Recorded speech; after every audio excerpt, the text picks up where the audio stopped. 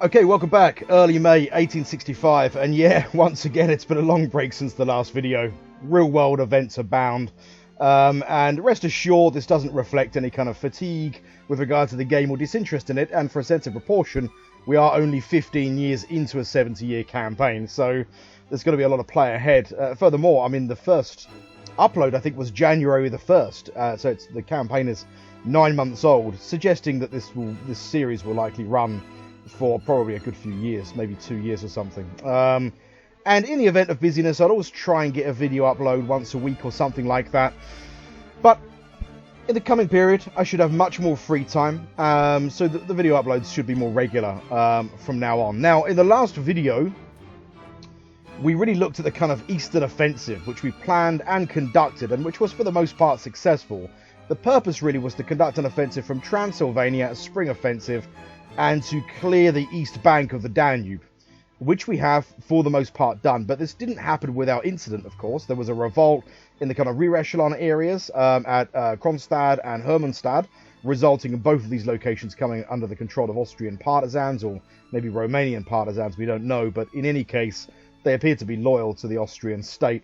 Now, the three armies that launched the offensive were in the north, Abdülkerim Nadir; in the centre, Ahmed Pasha, who's obviously had to turn back, essentially, and kind of secure the rear. And then in the south, Riza Pasha. Riza Pasha has come a long way, if we consider how unbelievably dreadful he was in the First War in, 1853? So the last sort of 12 years, he's, aged more like wine than cheese, put it that way, or more like wine than milk. But he's definitely done good, in this campaign. His skills have developed. His strategic levels increased. He's more likely to be activated. So he's someone that sort of stepped up a little bit. He's still, a deeply average commander. But nevertheless, he's sort of usable now, which is good. Now, in the south, his command is going to conduct an assault from Slavonian to secure the area around Zagreb. There is a large Austrian force there. Now, it sort of, on the surface, looks like Austria couldn't possibly bring this back.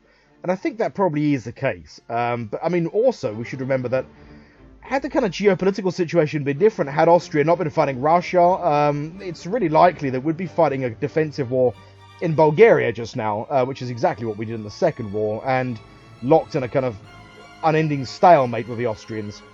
We've made the most of the situation, but we don't know what's going to happen in the coming months, and it is not impossible for the Austrians to store some kind of big upset or something like this. So we have to kind of we have to keep on our guard, and this is a game that really punishes you for kind of complacency. You get a bit too kind of nonchalant and think things are going to be easy. Christ, this is, I've played games like this so many times at Pride of Nations. I mean, not in a while, but where you get you just become really slack and you start playing on sort of screensaver mode.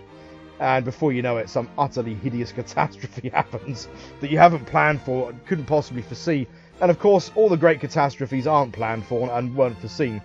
So yeah, we need to keep kind of on guard. Now, Riza Pasha is going to be supported in his move into Zagreb by, in the north, Mehmed Ali and Mehmed Ali's detached corps under Mehmed Izzet, which is based in Bihać. So he should be able to bring to bear fairly sizable numbers. There is a Bashi Bazouk brigade in Slavonian. We're going to actually move this force. The Bashi Bazouks, being the kind of remnants of the old Capiculu, the old kind of Ottoman army prior to the reforms, prior to the Nazim al-Shadid. This is a rear echelon force. It's really just designed to hold down the rear. To that end, we're going to move that brigade into Debrecen with a view of holding down this region. This region, I think Austrian forces possibly passed through this region, or there was a revolt that resulted in it being temporarily falling into the hands of the Austrians. So, yeah, we want to kind of tidy things up a little bit, make sure we have good open lines of communication. Now, Ahmed Pasha's command, which is a full command, is 5 days' march now from Kronstadt. He's going to be looking to conduct an assault on a fortress, and he's now joined by a host of independent brigades.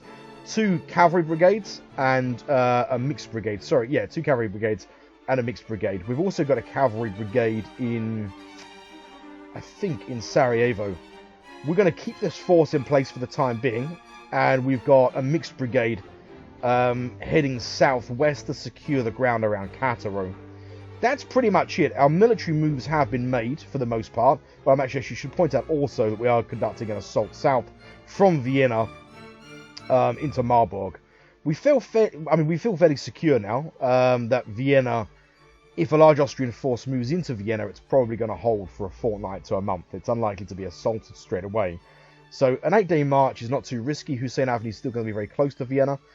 Even though it's early May, there is some really heavy weather once again. You know, freak snowstorms and this kind of thing, which is very rare for this time of year, but it is happening, and it's happening over a large part of the northern Balkans. Let's see what it's like in the south. Yeah, it's not so bad in the south, but in the mountains of Bulgaria, it's pretty cold as well. So, yeah, strange kind of late winter weather, kind of, that can happen sometimes, you know. It was a very long and hard kind of winter, actually, but this should be fairly short term. This weather should pass. I would have thought by late May, early June, we should be looking at fairly clear weather. In addition to that, then, Beyazid Pasha is also going to be conducting an assault towards Graz, looking to take the town of Graz and Marburg. What we're going to be looking to do really from now is to hold the ground that we've got and continuously nudge and create more elbow room. Take towns, inflict damage on their forces, but we're going to keep a really careful eye on these kind of victory locations. These are the areas of deemed political significance. These are the areas that are going to have a big impact, for example, at the peace conference table. So to that end, we do need to re-secure the rear. And once that's done, we're going to hold the rear using these brigade-sized forces. Ahmed Pasha, we're going to use him as a kind of northern screen. Once that's done, he's going to begin heading north, and he's going to be conducting an assault on Bukovina, Tarnopol, Lemberg, and so on and so forth. He's basically going to be the kind of right flank, as it were. I'm going to turn this music down ever so slightly because it's strangely loud. There we go. So yeah, that's the plan for Ahmed Pasha throughout this summer, really. Secure the kind of Carpathian border with Russia. Try and secure these towns before the Russians can. And ultimately, he's going to end up in Krakow. And him, combined with Abdul Karim Nadir, will then be primed to conduct an offensive into, really, Bohemia, Moravia, if you like, what is today the Czech Republic. So he's going to force the issue at Maren and ultimately look to take Prague. Going much beyond Prague is pushing it, I think, a little bit. You know, there is a temptation. We're looking at, like, for example, Munich in the independent Principality of Bavaria. They are at war with us, so we would be allowed, if you like. Legally, there'd be no issue with us conducting offensives into Bavaria, and certainly Bavaria is being used to station large Austrian forces. So it might be a consideration, but excuse me, we don't want the war to sprawl. We don't want it to become too complicated. We don't want to get involved in German affairs. You know, what if suddenly German unification events fire and there's some kind of complication due to the fact that, for example, we controlled Munich? You know, there's unforeseen things like this. This game's a little bit like chess, I think, Pride of Nations. It's the kind of game that you have to plan for well in advance. You know, especially with like an empire like the Ottomans, you have to develop their economy, nurture economic growth, and use that as the basis to become more kind of potent and effective. We've done that quite well in the last 15 years. We don't want to get ourselves in sticky situations if we can avoid it. We absolutely do not want to find ourselves at war with Prussia in 1865. Prussia is an army that you don't really want to sort of, you know, don't want to dance with too much at this time. Especially given that our force is going to be at the end of a really tenuous logistics line. You know, it'd be very tricky. It'd be very, very tricky indeed. So we don't want that to happen. To that end, we're going to try and ignore Munich as much as we can, screen the Austrian forces that are based in southern Germany, and we're going to focus in the centre on Trieste. Trieste is fortified. It's with Trieste and Prague are, for the most part, the only other really large Austrian kind of metropolises. Doesn't feel right. Metropoli?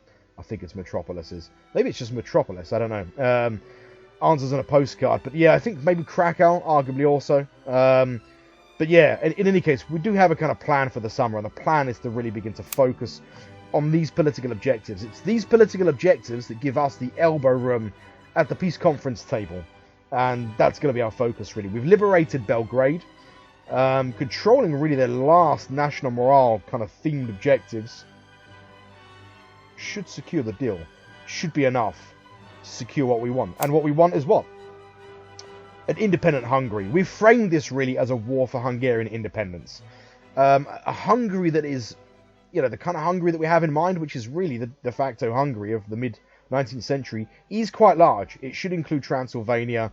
It should be a substantial territory. I've got a really horrible feeling that Pride of Nations developers might have decided that it's actually the Hungary of kind of, you know, 1995 or something, which is very small indeed, and not representative of the kind of Magyar-speaking area, if you like, which includes Transylvania and other large areas. And certainly during the kind of the compromise that the Austrians arrived at with the Hungarians in, I think, 68, 69 in real life, as far as the Austrians were concerned in Vienna, Hungary, when Austria becomes the Austro-Hungarian Empire, Hungary does in actual fact include a really large area, including the border area really here.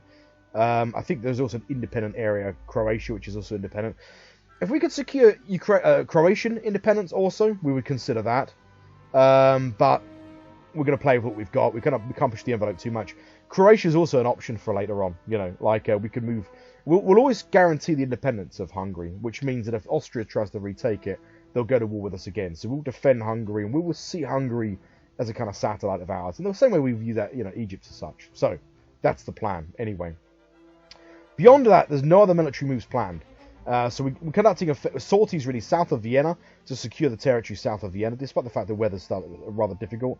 We're looking to re-secure the area around Zagreb. Zagreb itself is not taken, but is besieged, and we're looking to re-secure the rear after a kind of after sort of partisan activity in the rear, after an uprising in the rear, as the actress said to the Episcopal chaplain. That's it. I've got to really quickly check. Economic admin has been set, but I'm one of these people that sort of wakes up sweating at 5 a.m. thinking, did I check exports and stuff like that? Yeah, no, everything's good. Yeah, that's fine. Check our assets balance very quick. Yeah, national satisfaction's high, inflation's low. I mean, on the surface of it for the time being, I mean, the economy looks like some sort of kind of mid-19th century wet dream. It's no kind of issues at all.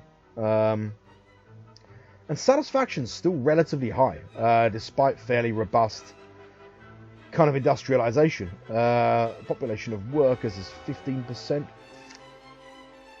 We have used fairly robust measures to try and kind of stymie developing militancy kind of before it gets off the ground. And of course we've done that using the state, using various state instruments, usually sending troops to quash revolts and beat up strikers and that kind of thing. And we've also periodically invested in education to ensure that we have a kind of monopoly on the narrative in terms of how people interpret society and such. That's it. There's no other moves planned. We're fairly slender on resources this term. One thing we did do in the last turn, if you recall, is we had a bit of a kind of splurge with regard to kind of building up our strategic reserve.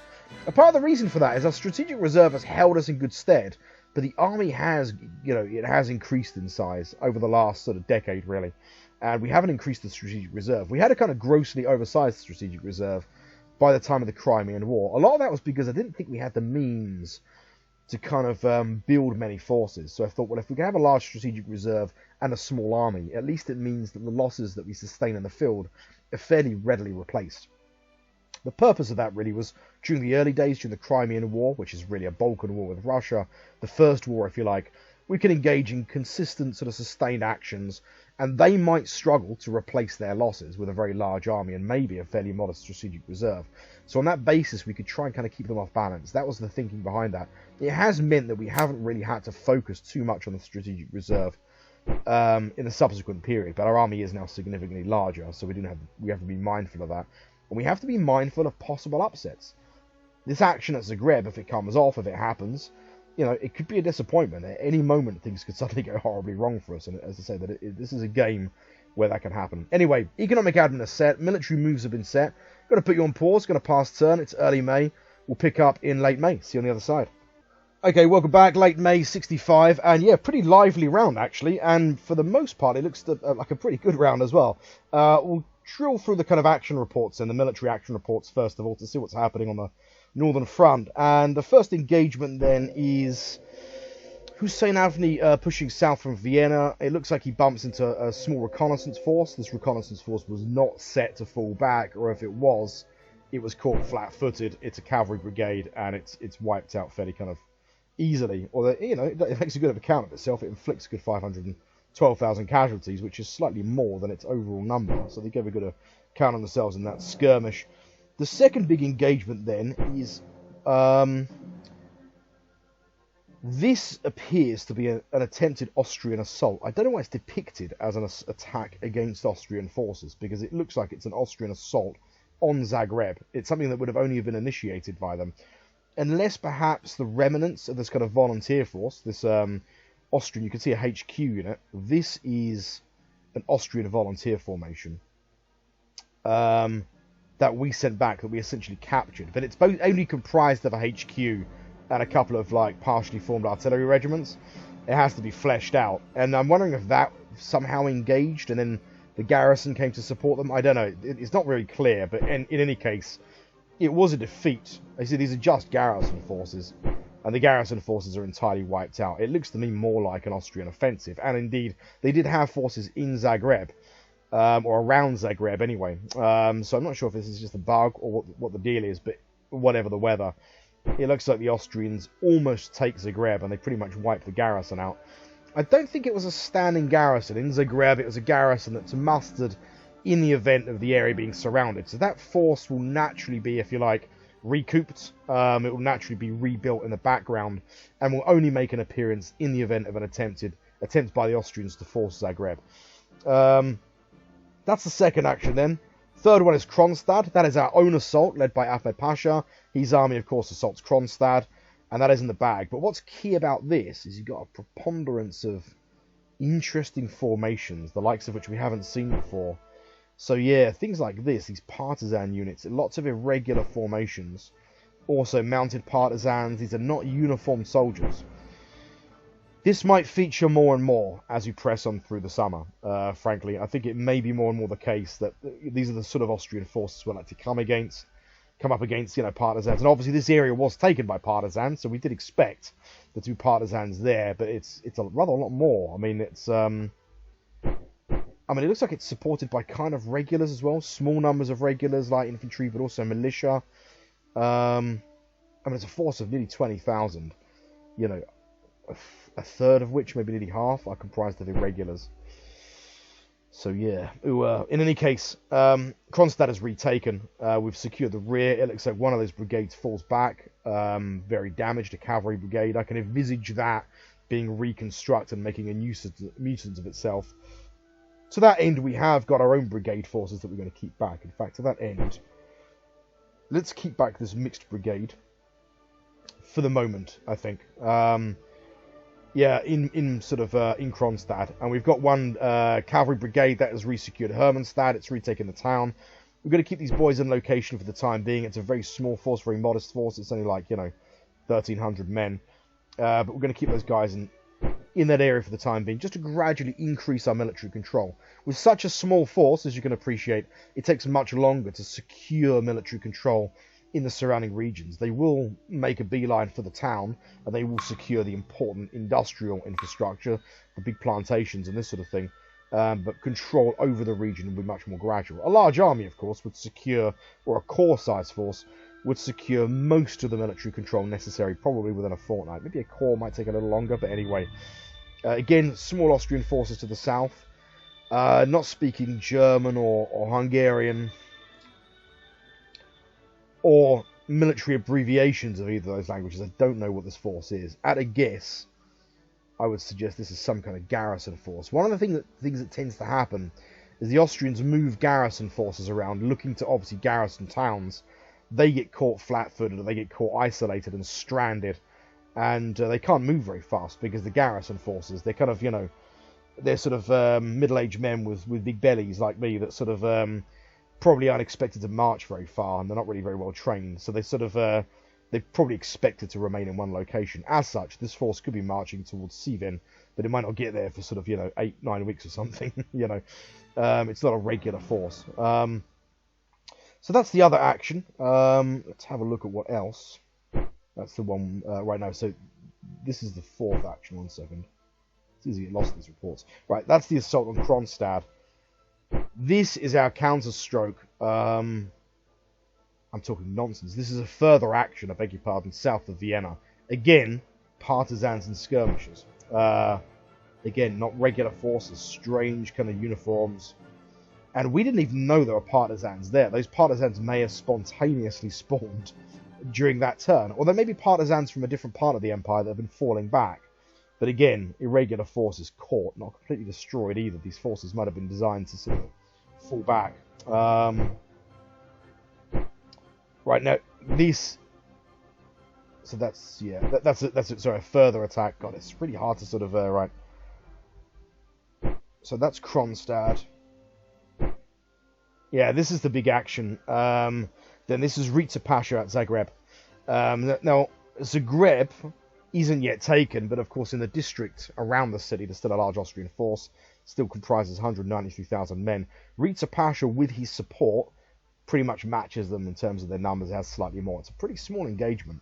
He inflicts 20,000 casualties, take 10,000, so it's fairly comfortable. But this Austrian force would have just come off the back of an assault against Zagreb, so you know it's a little worse for wear. It's a 2-round action. It's fairly convincing, but it looks like the Austrians just simply fall back. They don't fancy that fight at all.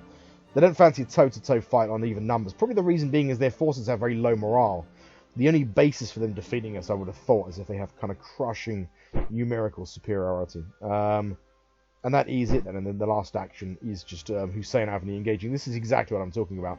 Small garrison forces. Now this might be the garrison force that's just in Marburg, or it might be a garrison force that's been caught passing through. But I think in this case, it's one kind of regiment. It's probably a generic garrison that's created in Marburg. Anyway, the net result of our actions is that we take both Marburg and Graz. We've comfortably secured the area south of Vienna, and a welcome development as a British force has moved up to hold Vienna to the rear. So any Austrian forces, there aren't any signs of massive Austrian forces in sort of Bohemia, but it could happen. And there is a large Austrian force we know in Munich, with huge amounts of supply attached to it as well. So, yeah, but I mean, that force really to make its way to Vienna, I mean, the British force in Vienna would be supported by us also. So anyway, we've resecured Zagreb, we've secured Steinmark and Graz, or Marburg, if you like.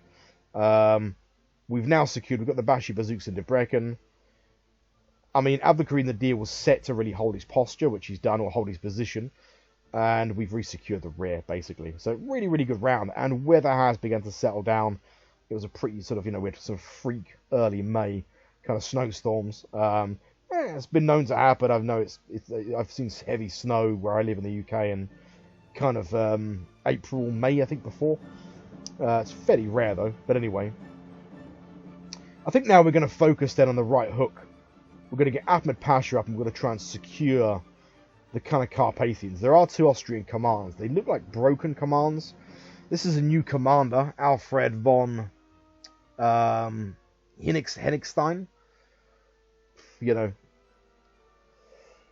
Looking at his stats based on the intelligence we have on him, and they're not bad, actually. It's not great. He's not a superstar. He's a fairly good defensive commander, competent. He's only in command of an army corps in any case, so there's nothing to be sort of too worried about there. The main thing is we need to get Ahmed Pasha in place. 6-day march then. We're going to get him in sort of... God, what's this place called? Transylvanian, we'll call it that. We'll get him in place in Transylvanian as a staging ground, really. We're not going to push him right on. It'll take him 19 days anyway, so we'll get him staged then in Transylvanian. It's a 6-day march. That gives him a good sort of, 9 days to rest. And, yeah, we'll be happy with that. And once he's there, we'll hold a position. We'll keep it on an offensive posture just in case Austrian forces are caught en route. He will then be set to attack them. Once he's there, he can then move in. The good thing about this area to the north of the Carpathians, it's very flat, kind of open country. So our forces should be able to move fairly quickly. And we should be able to secure these 3 towns, which are, in the last analysis, not fortified, relatively quickly. And 2 of them are victory locations. So, yeah. Now, Abdelkarim Nadir is activated. There's an Austrian command to the north. I'm thinking we could make a move north. And...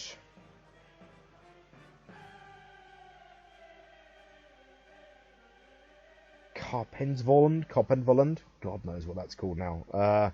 Karpenvoland. But we, I mean, we could make a move north and kind of basically pinch off this entire region. And they could still draw supplies probably from Lemberg. But that might not be a bad shout. Let's see what's happening here. See, there's an Austrian army that's quite badly damaged. Or we could destroy this force whilst it's inside this town. This is a fortress. How long would it take to march there? 10 days. And you're going to have to march through there anyway. Or we could do it this way. No. Terrain doesn't allow him to march directly into sort of Tropau. Alright, we're going to do it. We're going to set him to an assault posture. We're going to look to kind of pinch off this area here then, which basically closes off the Carpathian area, isolates the forces, and then conduct an assault on Krakow. I mean, Abderkarim's force has been resting, to be clear, for a fortnight. His command's in good shape. Doesn't require replacements. It's got supplies. It's got a fully supplied sort of a fully laden supply train. Let's do it. So he's going to engage this force. This is only a corps, so theoretically he should simply brush this force aside and then onto Krakow. And we're going to try and assault Krakow. The good thing with that is with sort of large, partially formed Austrian forces, it's pretty much an entire Austrian army. It's like 4 army corps plus a division in there, but badly damaged. We should be able to destroy that force in the town or compel it to surrender. That neutralizes that force then. Because we'd rather do that than nudge forces back, you know, where they can kind of reorganize, regather their strength, and make an appearance to fight another day. We don't really want that. So that's the moves to the north then, really. Staging ground in the sort of east, and then close off the Carpathians and prepare for an assault on Krakow. And Krakow is a victory location. It means that we're in late May. Our campaign in June should be able to secure this region entirely. And that brings us 2 commands then, very close to Prague. And these 2 commands will be earmarked for the strike on Prague, basically. Possibly with support from the south, from Vienna. But we'll see what happens there. Having secured the territory, I mean, both of these commands, both Hussein Avni and Bayezid Pasha, are both still activated. And they're both a stone's throw from... but Rita Pasha as well. And we've got 1 command to the rear. There's a large Austrian force there, but it sustained, you know, catastrophic damage. It's hard to know whether all of that is combat loss or whether it's combat loss, maybe combined actually with sort of soldiers going AWOL with the, you know, really the command just bucketing and fragmenting. Whatever the weather, let's get Hussein Avni south. That's 5 days. If this timing comes off, now he's not activated. 6 days. So in 6 days, we would have a command south in Fiume to provide support.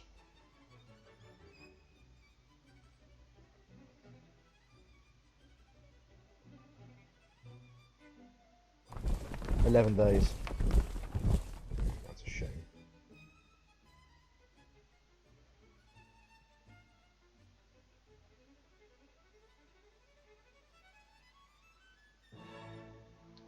My thinking is it might be kind of the smart thing to do because there's a large Austrian force sitting up at Munich. Hold a defensive posture, simply screen it. We could even screen it at Salzburg. But then I don't really want to give an open road to Vienna because I don't know what this British forces are going to do. You know, these kind of European allies are absolutely useless, really, aren't they? They just kind of, you know, for all we know, that force could vanish in the next fortnight. Check on. Good, reconstructed.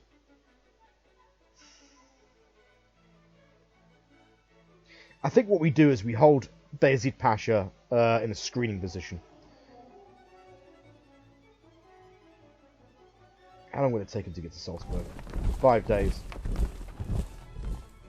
Yeah, we're going to keep him in Graz. That way he can provide support to the British if they do stay there. Also, if Vienna if we're surprised at Vienna somehow by something, we're in a position to immediately counter that move. Now, Hussein Avni's 5 days. Rita Pasha is 6 days. So from 6 days onwards, Rita Pasha could provide support for a move on Trieste. To that end, Trieste is 10 days. I fancy this. Assault posture, all-out attack. Now he's supported by a command in the south, of course. The other possibility is 9 days. Oh, this could be so spicy. I mean, that's Mehmed Ali.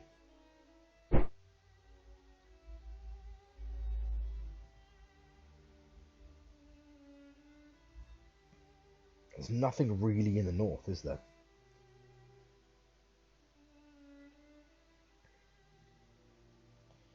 Okay, let's do it. He moves to Laibach, 9 days. And then on day 10, he is also in a position. So that gives Hussein Avni support from Riza Pasha in the south, Mehmed Ali. And then this is Mehmed Ali's spare corps, really, isn't it? How long is it going to march? 12 days. We'll do that anyway, because that's basically the core from Mehmed Ali's army, which we might as well join back up now anyway. Good stuff.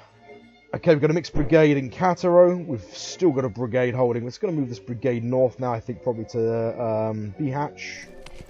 3 days. And the job of this force, of course, is just really, counter-insurgency. We've got the Bashi Bazooks in eastern Hungary. Yeah, that's it. It looks a bit like a spaghetti junction, but it's relatively simple. We're basically conducting an assault from Steinmark south towards Trieste, which is really what it is. It's their only major port.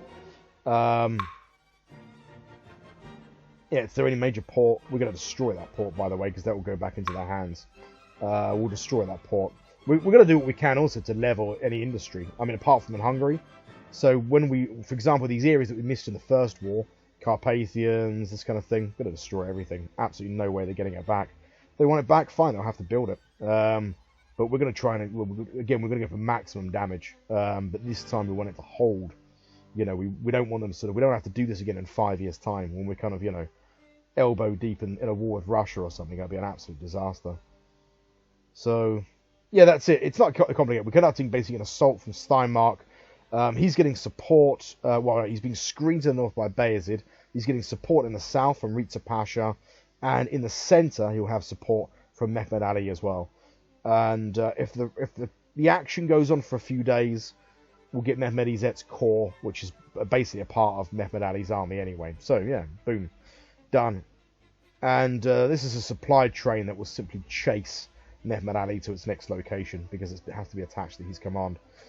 That's it, really. And then just staging operations in the east. I think I've already set the economy, but I might not have. I might be lying. No, I have. Exports have been set then. 98. We'll give it a 10. We don't mind exporting 10 units of manufactured goods. We want to stockpile some manufactured goods because after our spending spree, we sort of... economy looks good. So the economy has been set. Assets balance looks sound. Nothing too concerning there. I'm going to quickly just look through the other reports to see if there's anything else of concern.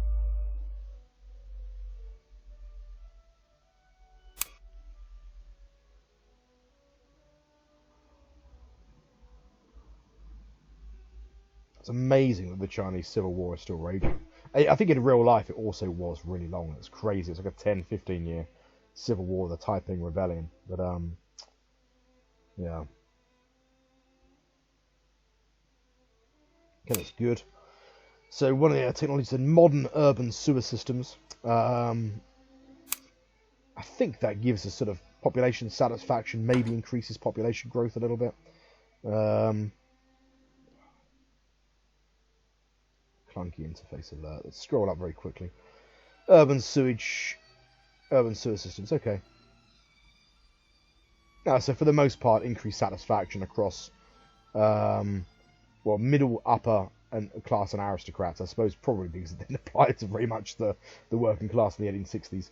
Interestingly, the Ottomans did inherit a relatively modern sewage system in Constantinople, of course, when they took it. I mean, I think they had the kind of Romans but a really elaborate sewage system, which you can still visit. It sounds mad why you want to visit a sewage system, but people do visit the Constantinople, the Istanbul, as it is now, sewage system, and it is an old Byzantine sewage system, And also the Ottomans restored it. The Ottomans restored huge amounts of the public works. Keep in mind, when the Ottomans took Constantinople, it was a completely dilapidated city with a population of 40,000. There's this idea often peddled that they were bequeathed this great metropolis. Constantinople had been on a long period of decline. and probably had less than 100,000 people in it before the Ottomans even made much of an appearance. So it was and the Ottomans rebuilt everything. They reorganized everything. You know, they had a penchant for engineering also. And yeah, they rebuilt a lot of it. Incidentally, also, the Ottomans did officially call Constantinople or Constantinia. Istanbul was like a kind of Turkish colloquialism for the city. And it was officially called that by the Turkish Republic. I think probably Ottoman administrators and even political people, members of the royal family, if they spoke Turkish, which for the most part they would have probably often referred to it as Istanbul. But its formal name was Constantinia, because they didn't really care about having a name that had any kind of, sort of suggestions of it belonging to a particular ethnic group. They didn't care about the sort of politics, really at all. But yeah, so incidentally as well, the name Istanbul comes from the Middle Greek, I think Byzantine Greek, Istanbulis or something like this. Basically, it was a Byzantine kind of, again, a bit of a colloquialism regarding Constantinople, and it means like to travel to the city, presumably because it was the only city in the Byzantine Empire. It was really, for the most part, the only city in Europe through most of the Middle Ages. So if you were traveling, and really the only people that would have been traveling in the Byzantine Empire would have probably been traveling to Constantinople, because in the Middle Ages people didn't really travel. They almost never left their villages or place of birth. So if you were traveling, you were probably Istanbulis, you were going to the city. And the Turkic Ghazis that settled in sort of Western Anatolia kind of heard this. Bear in mind that the Osmanli Ghazi, which settled, I think, around sort of around Bursa, somewhere really, really sort of, the very far west, they were a minority. The Turks were an ethnic minority in this area. The majority of people that lived around here were Greek. When the Ottomans kind of emerged as a really powerful kind of political entity, they were still an ethnic minority. And of course, they picked up place names by listening to the Greeks. And the Greeks must have just colloquially referred to Constantinople as Istanbulis, which just means go to the city. It would have had a kind of, maybe a bit of a connotation. You have a bit in the modern world, don't you, where people kind of have, I'm trying to think of an example now, I don't know. You have abbreviations, at least. You can think of Americans, they refer to their cities as like NYC and LA, and probably people that live in lots of different countries have kind of nicknames for cities, which we certainly do in the UK, like the Big Smoke for London and that sort of thing, which would probably seem weird to people centuries from now, Imagine if, like, the UK was occupied by a foreign power, and they developed the name London from the Big Smoke, and it was officially called the Big Smoke, in 1,000 years' time, or something like that. Anyway, it's imperfectly analogous, but I think that's pretty much it. Let's look through the rest of the reports, put on a bit of a tangential urban sewer systems, completely unqualified history of Constantinople, but yeah, good round economically, actually. Really good round economically. Nice gold imports. Good. Coal's good. 72. 303 units of goods sold on the national market for 844. I think in terms of total numbers of goods, that's a record. Of course, that does include occupied territories. We can't get away from the fact that if you occupy large Austrian cities, even if those cities are suffering under the weight of the war, which is to say that, you have, like, for example, signs of pillaging and this kind of thing, and damage and this sort of thing, nevertheless, there's still an economy in that city. People still get up and they bake bread and, and this sort of thing. And that is a part of our economy whilst we control it.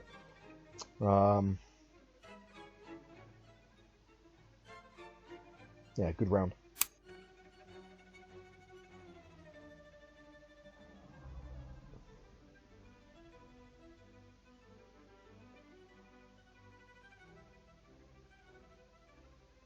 Your positive influence emission raised your colonial penetration in Berbera. So these are the randomized events. What we really need is a randomized event like this, but not here. We want it really in Aden, which is at 43. Or 48. Oh my god, that's so close. Right, we are going to play a colonial card then. And the one we're looking for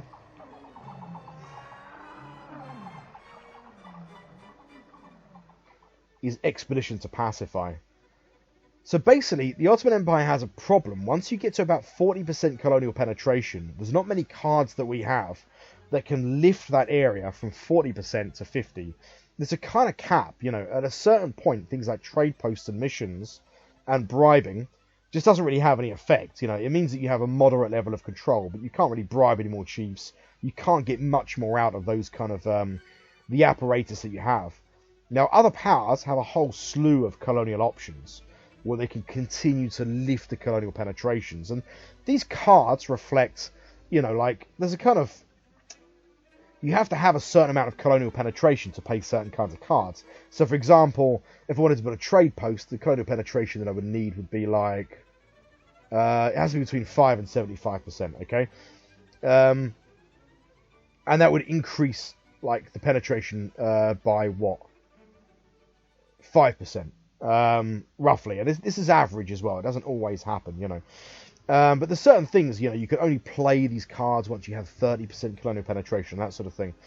Now, the Ottomans don't have much that you can play between 40 and 50. And here's the onion. 50% is what you need in a colonial capital to lift that region into formal colonial status. It reflects the decentralized character of the Ottoman Empire. They had a bit of a problem in terms of, you know, because a protectorate is something that is semi-autonomous.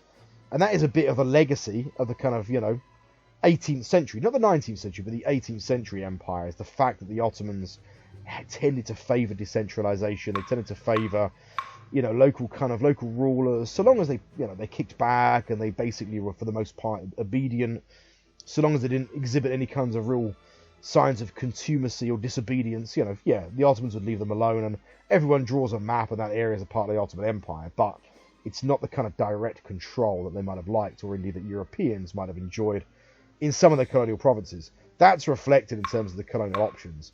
Doesn't mean it's impossible, it just means it requires a lot of persistence. Now, one of the things that we do have is pacify.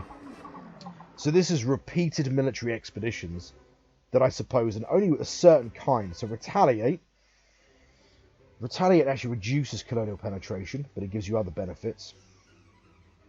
Prosecute gives you 5% loyalty, but reduces penetration. So pacify is the key thing. So pacify, I suppose, is really a constant process of using military force to basically bump off people that are against you. You know, people that sort of maybe kind of members of tribes that are a little bit recalcitrant. You know, maybe local members of the indigenous clergy that aren't towing the line. That's really what it is. You're using muscle to kind of, you know, increase. So it's the only kind of, you know, from 40 to 50, it's the only means that we have of driving penetration up, other than roads. But roads only gives you, you know, building roads only gives you 3% colonial penetration.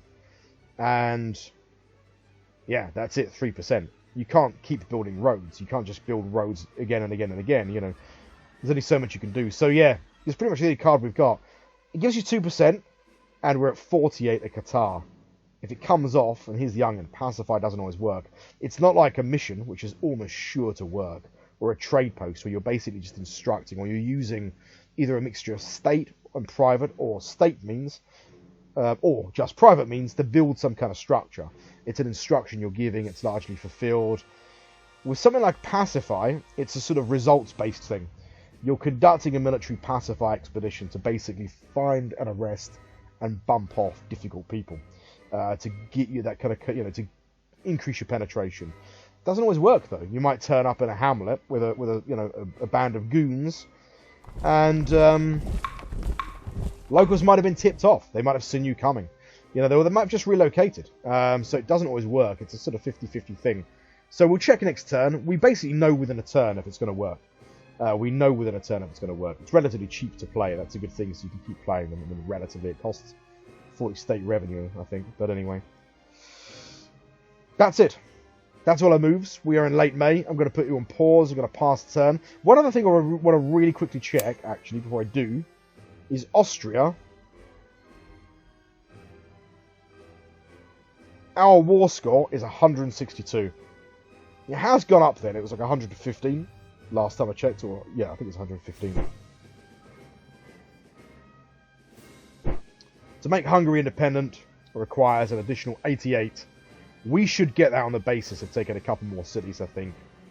Combination of that and a bit more time. Late May, I would suggest that by September, October, we should be in a position to force the Austrian Empire to, yeah, allow Hungary to secede as an independent polity. one that would have very good relations with us because of the character of its secession, the nature of it, kind of its independence as being predicated on our military intervention, and that should provide us with a basis for all kinds of things: commerce agreements, military access, guarantees of independence, and so on. So I'm going to put you on pause. We'll pass turn. It's late May, and we'll pick up on the other side in early June. See you on the other side. Okay, welcome back then. Early June, and yeah, a couple of really big actions and fairly significant ones, I think, in terms of the course of the war against Austria. Two big actions, really, kind of hinge locations in Krakow and Trieste. And, well, first of all, there's the kind of transit action, really, at Przemyśl, where Abdulkarim Nadir is moving to Trieste. He engages a large Austrian force there. That was only a corps in size. So I think they dispatched forces from Krakow to support that corps, and it was engaged. Resounding victory, almost no losses at all, which speaks to really the morale, the combat worthiness of their forces at this stage. They lose, 29,000 casualties, nearly 30,000 casualties to like our 3,600. Extraordinary, and it's a one-round action. Yeah, so they're given a drubbing, and they have a force that is even ever so slightly larger. They have a few thousand more men than we. Yeah, comfortably in the bag. The second action then is at Krakow. This is the assault on the town of Krakow. So that force, or a part of that force, falls back, folds into the town. And again, a huge action. It's 53,000 casualties with shade under for the Austrians. We only lose 7,790 men, and we take 23,000 prisoners, just over. So it's, for the Austrians, it's like most of their force. It's 50, 60, 70, it's nearly 80,000. So there's not much left of that force. I gather what is left of it. It's over 6 rounds. These are kind of regular Austrian formations as well. These are regular forces and kind of defense forces, and they're just absolutely folded up. No real problems at all. A lot of them are assault casualties. In fact, they seem to mostly be assault casualties. So it's not like they even were created by a large artillery barrage or anything like that. Yeah, quite something. I didn't think it'd be that easy at Krakow. I thought it'd be more touch and go. I thought we could probably win with roughly equal forces, but I thought we might be more even Stevens than that. And that's Krakow pretty much in the bag. There is a second engagement. It's really just mopping up fortress artillery forces, the last remaining batteries, I suppose, in the town, and they're taken by assault. In fact, it looks like they basically surrender. Yeah, so that's Krakow. That action alone would be significant, but then there's the big engagement at Trieste.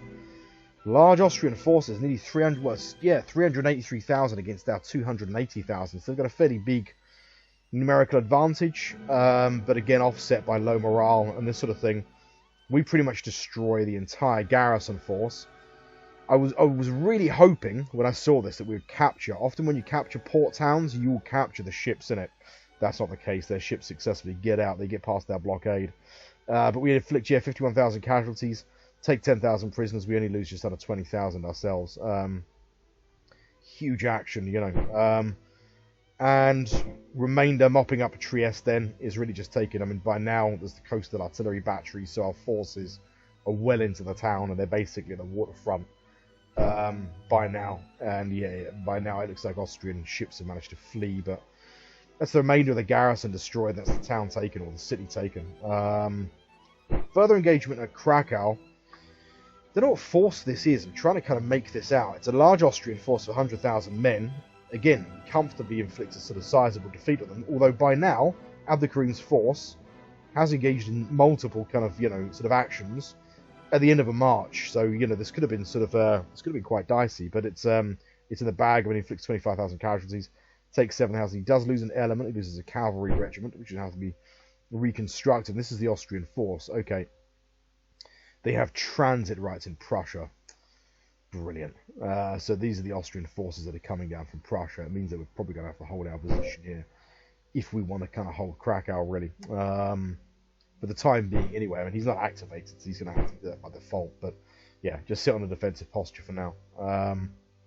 That's pretty much all the actions. I think had the Austrians have managed to win those engagements, which is not beyond the realms of possibility, they would at the very least have bought themselves time. They'd have probably bought themselves a summer because those, if they'd have won those in conjunction with the various revolts that have cropped up in the interior, they could have bought them a little bit of time, a bit of elbow room to maybe, you know, hope for a change in the geopolitical situation, Prussian intervention or something like this.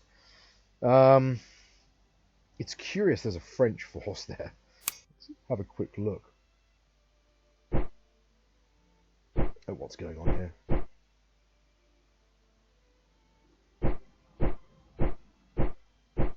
Yes, I don't think we can say that for us. Still relatively good relations. Our relations have declined. France a little bit.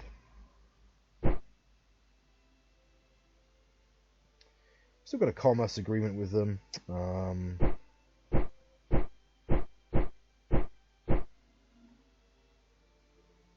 So they have transit rights and what are their relations? They're not good relations with Prussia or Austria.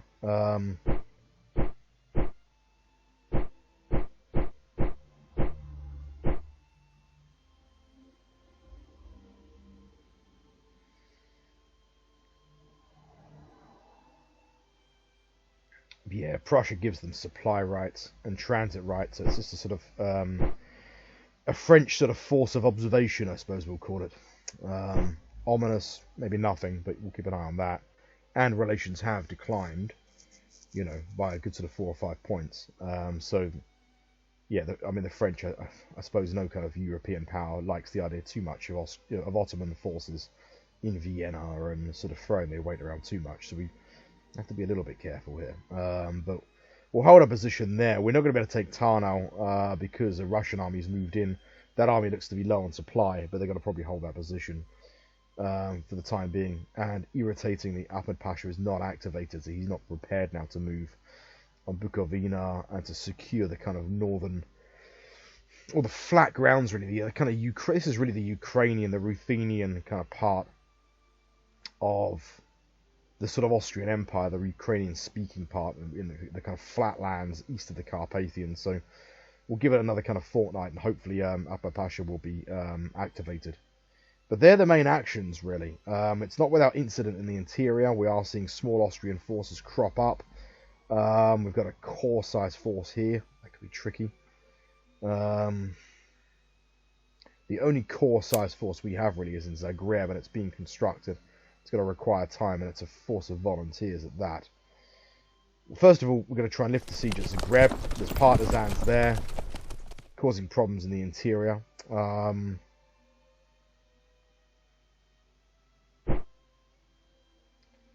We'll get the Bashi Bazooks inside the town of Debrecen. We've got a remnant of a brigade making a nuisance of itself around Bucharest. It's 5 days for the mixed brigade. We'll do that. We'll send those boys in.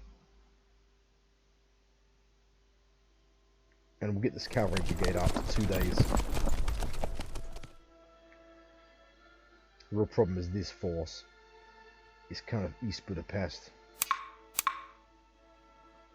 Luckily these towns are large enough that they do generate an automatic garrison, even if they're not fortified. A rail line destroyed. That's interesting. It might be an Austrian force passed through. The British weren't able to engage.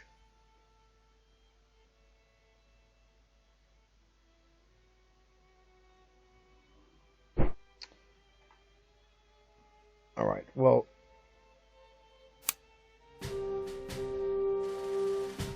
we've got Mehmed Ali, our star commander, back in position. He is activated. One of his corps is in relatively bad shape, but we've still got Bayezid Pasha to the north. I mean, Hussein Avni's force is not in bad shape at all, considering it was just engaged in a pretty sizable action. I think we're going to position Mehmed Ali to the north at Klagenfurt, I think it is, so that he can provide a supporting kind of role. In fact, he can there. Yeah, he can.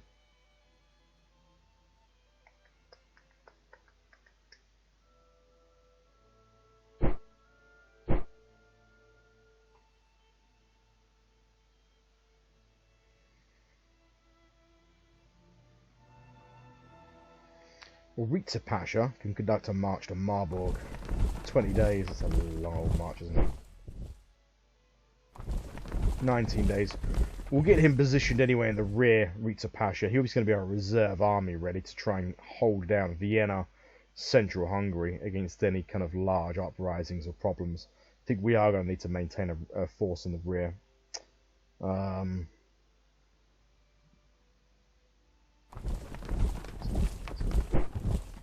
keep Bayezid Pasha as a screen.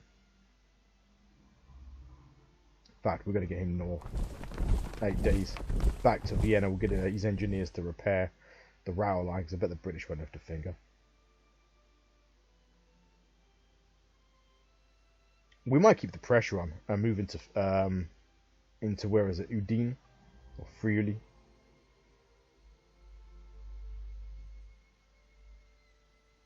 But we'll do it with we'll do it with Mehmed Ali's command. He's a good aggressive strategist. It's a 5-day march. He could be supported by Hussein Avni Pasha in the south.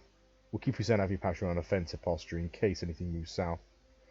We have already set the fleet actually to defensive posture, and we are going to conduct a sortie. 6 days, and then 9 back.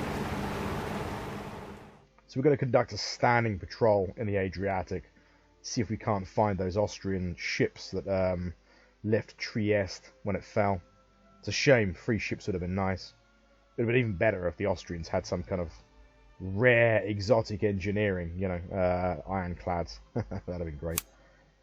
So we have got a scripted event, then a revolt in Crete. Slow implementation of the religious reforms caused a strong unrest in Crete. The institution of new taxes and a curfew also added to the discontent. Tensions ran high on the island when several petitions to the Sultan went unanswered. Armed bands suddenly formed and attacked the Ottoman garrison. The revolt caused immediate sympathy in Greece, where thousands of volunteers were mobilized and sent to the island.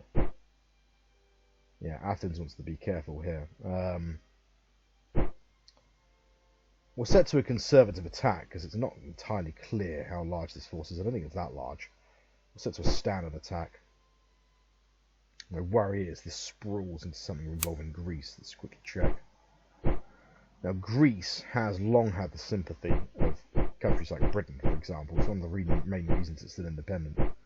We predictably don't have good relations with them, but yeah, they have supply duration there. They have good relations with Britain. It's the only great power they have good relations with, really. I mean, if we got into a fight with Greece, it would hurt our relations with Britain, and Britain could intervene on their side, so we won't do anything aggressive. If Greece declares war on us, that is different. You know, like, it might hurt our relations with Britain a little bit, but not nearly as much. It doesn't look substantial. Looking at its combat factor, it's 22, I think. Unless that's 2 question marks, which it might well be.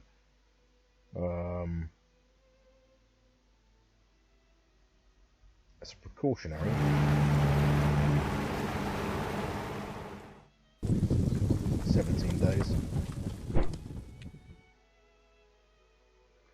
As a precautionary, we're going to bring the Tripoli division temporarily.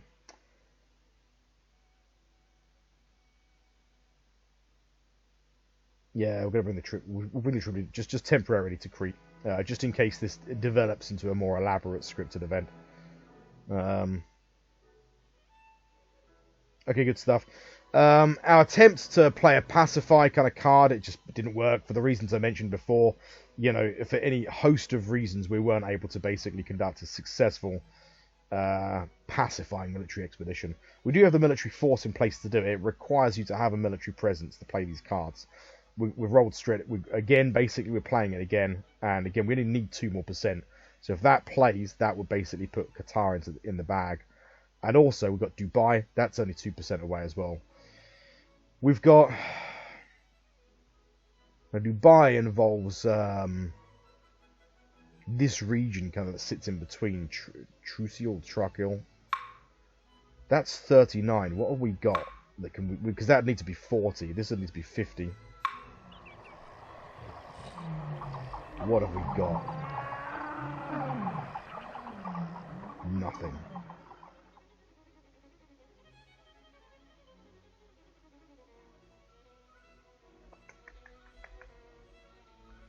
Yeah, nothing basically other than military pacify.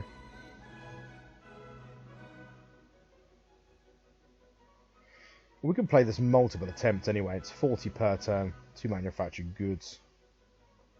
So we need colonial penetration also there. We actually need military force here. That's why we can't play it. Well, I think maybe it might be time to kind of relieve some of these forces. What have we got here? We could move both of these marine brigades.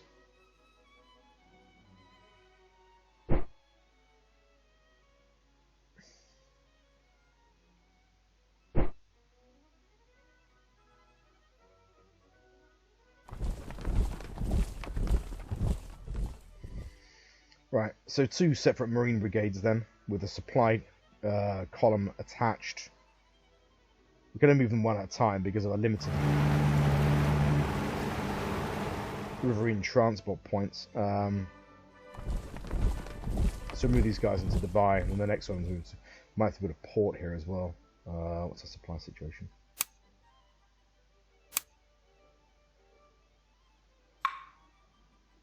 We've got a harbour, a small harbour.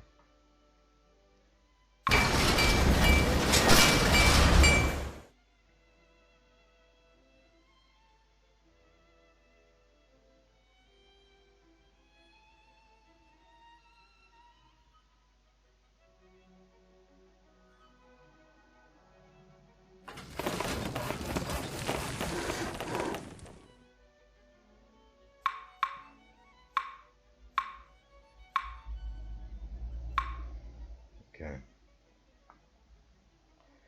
Got the Persian Gulf Fleet just to sort of provide a bit of security. Oh, for crying out loud, why is everything difficult?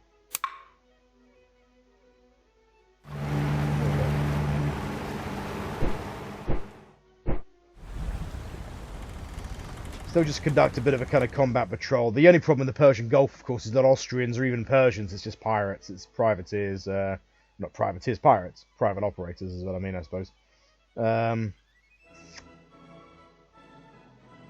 Yeah, good stuff. So we've got 2 of this. We've got pacification and Aden.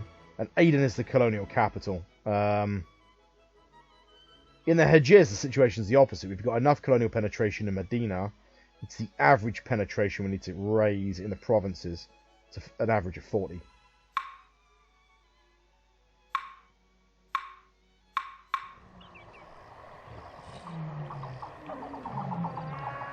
Right, so cede territory to chiefs.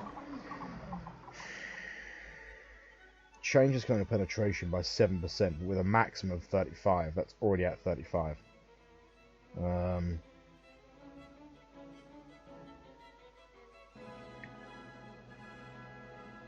we already have a road there.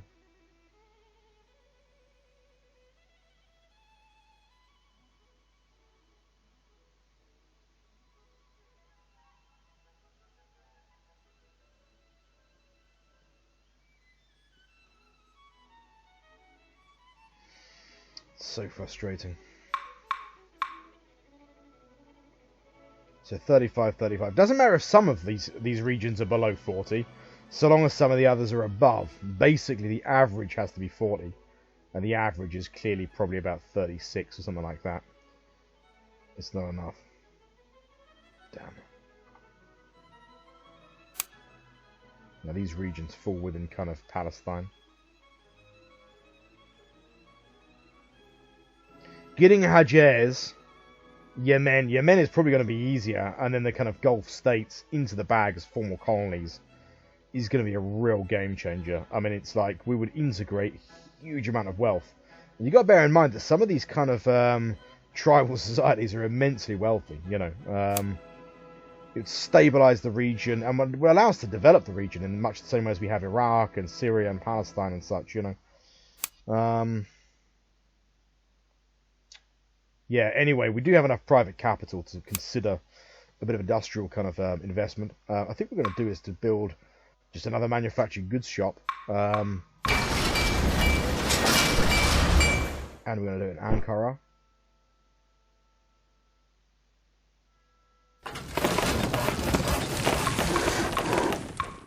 operational costs of the economy should be more than 716, and they are 661. Good. Economic administration has been set, but I've got to check things very quickly. We might do a boost kind of import on steel. So what is coal? Now, we strategically import some of our resources. Coal, we mostly try and import from South America. We want to avoid, as much as we can, trading with the European powers. That sounds balmy. We'll trade a bit with Britain, but we don't really want our capital going there. The plant is up here, isn't it? I'm doing now.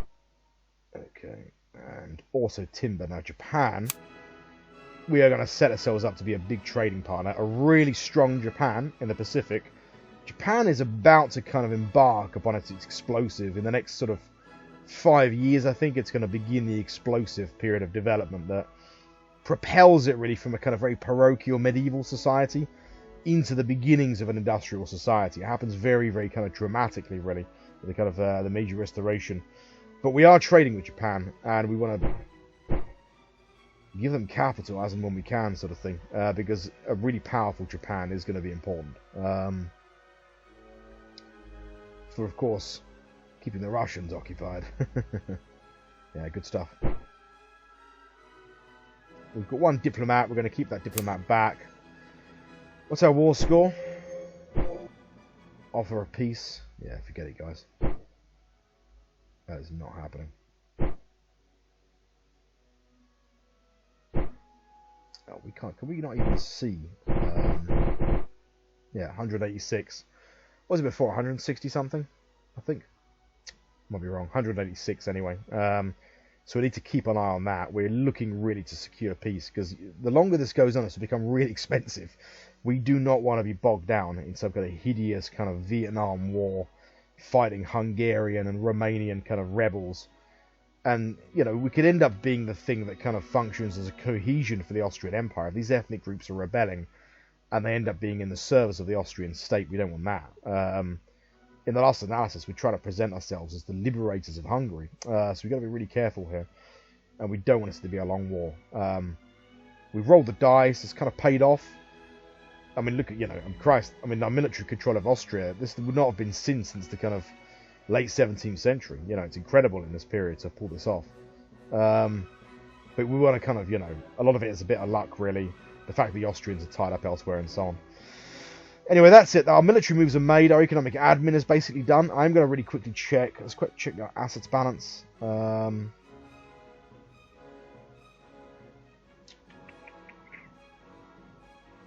Yeah, it's good.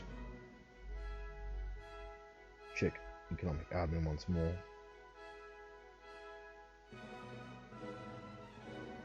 I'll check something real quick.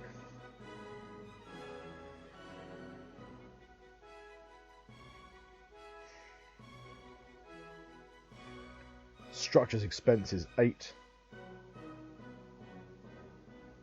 Conversion 32, minus 45, minus 2.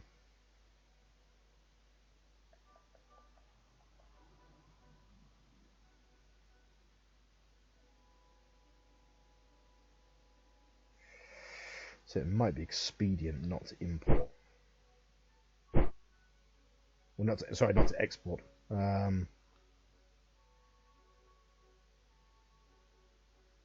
Yeah, because we are running at a loss. We might as well eat in. See what I did there? Eat into our stockpile, sort of thing. While we can. Yeah, so we've now got we've got conversion sets that we're continuously converting. And that's on the basis really of these canned goods factories.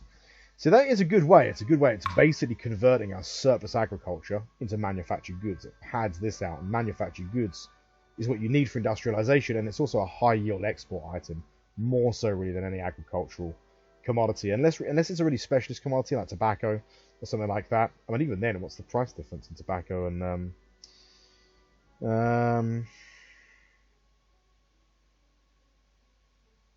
okay, so price of tobacco is 2 per unit at the moment. That's quite low, actually. Manufactured goods is amazing. Whenever you want to find anything using the assets balance, it's just absolutely impossible. It'd be frustrating to be watching. Yeah, I mean, manufactured goods is sold at twice the amount. You know, that does fluctuate, however. Opium's probably a little bit different. Tropical fruits actually is a real rarity. That's 6. You're gonna tropical fruits actually cost more than manufactured goods just now. Textiles is 4 also. I don't know whether this is the domestic price. Gold 24. Look at that. That's great.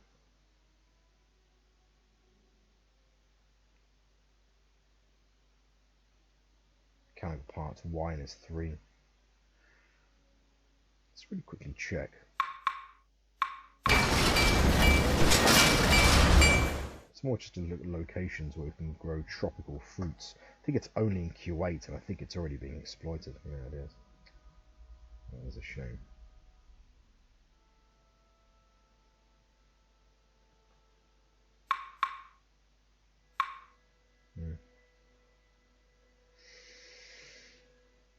That said, it can crop up elsewhere. I mean, you would have thought you'd be able to get access to some tropical fruits in East Africa.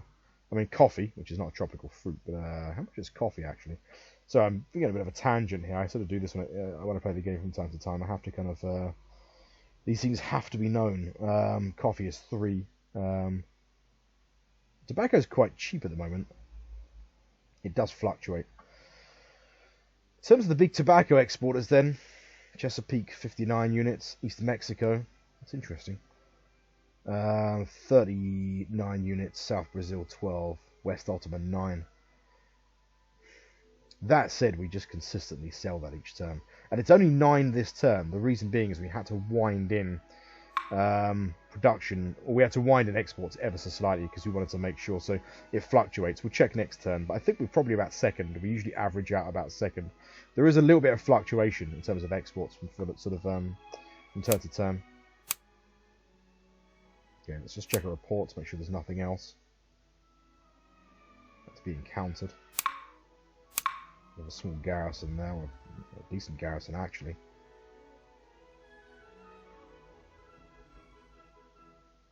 $60 days, 2225. Finished furniture shop then in Salonika. That's good.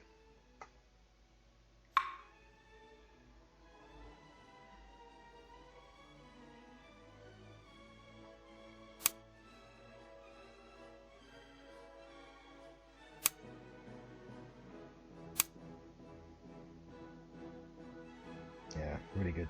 920. I mean, these are records, but obviously they include, you know, the Austrian economy to a large extent. Let's check what the Austrians are offering. I mean, I'm going to ignore it, I think. 122 for 20 years, that's a lot, but because they won't pay it, or they'll pay it for 3 years and then decide, once they've concluded peace with Russia, that they want Bosnia again or something. So... unsuccessful, yeah, we know that. Okay, good stuff. Early June, got to put you on pause. Past turn, that's our moves made. Economic admin conducted. Assets balanced once again. Make sure there's no red boxes. There are none. Got to put you on pause. Past turn. See you on the other side in late June. Right, welcome back then. Late June 1865. And, yeah, good round for the most part. No major upsets or problems. Now, the first engagement is against the insurgency in Crete. We'll look at that again, actually. It's a stalemate. We only have a very modest force. It's a brigade, basically, of what is now line infantry. These were militia at one point, you know, but based on the kind of turnover, I mean, the men that are serving in this force, which has been there since, like, 1850. Yeah, I'm not to say men, probably, for the most part. There might be very, very young men that might sort of be sort of senior NCOs, staff sergeants, that sort of thing, but... yeah, anyway, it's a professional force of line infantry now, going up against the kind of hodgepodge of Greek insurgents with artillery support. Of course, we know that the Greek mainland at Athens is meddling a little bit here, thinking they're going to get Crete out of the bargain. We inflict 2,400 casualties. We take 1,200 ourselves, so it's, you know, it's a good exchange. But they have 12,000 men and guns. 3-round action. We are going to need to reinforce that position, and of course we are in the process of just doing that. Tripoli division now is 2 days from landing in Crete, and that should be enough. I think they'll bring a bit of iron in the glove to the situation. That's good. I've been keeping an eye on this brigade that we brought back. This brigade dealt with the insurgency of the interior Cyrenaica.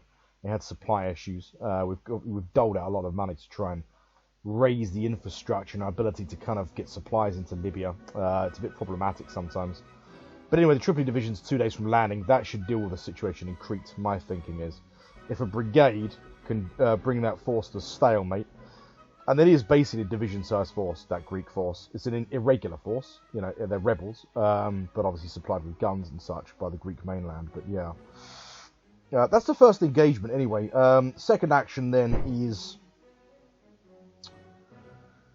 I'm trying to determine what exactly this is.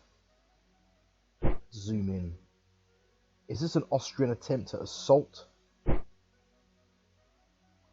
this is a corps.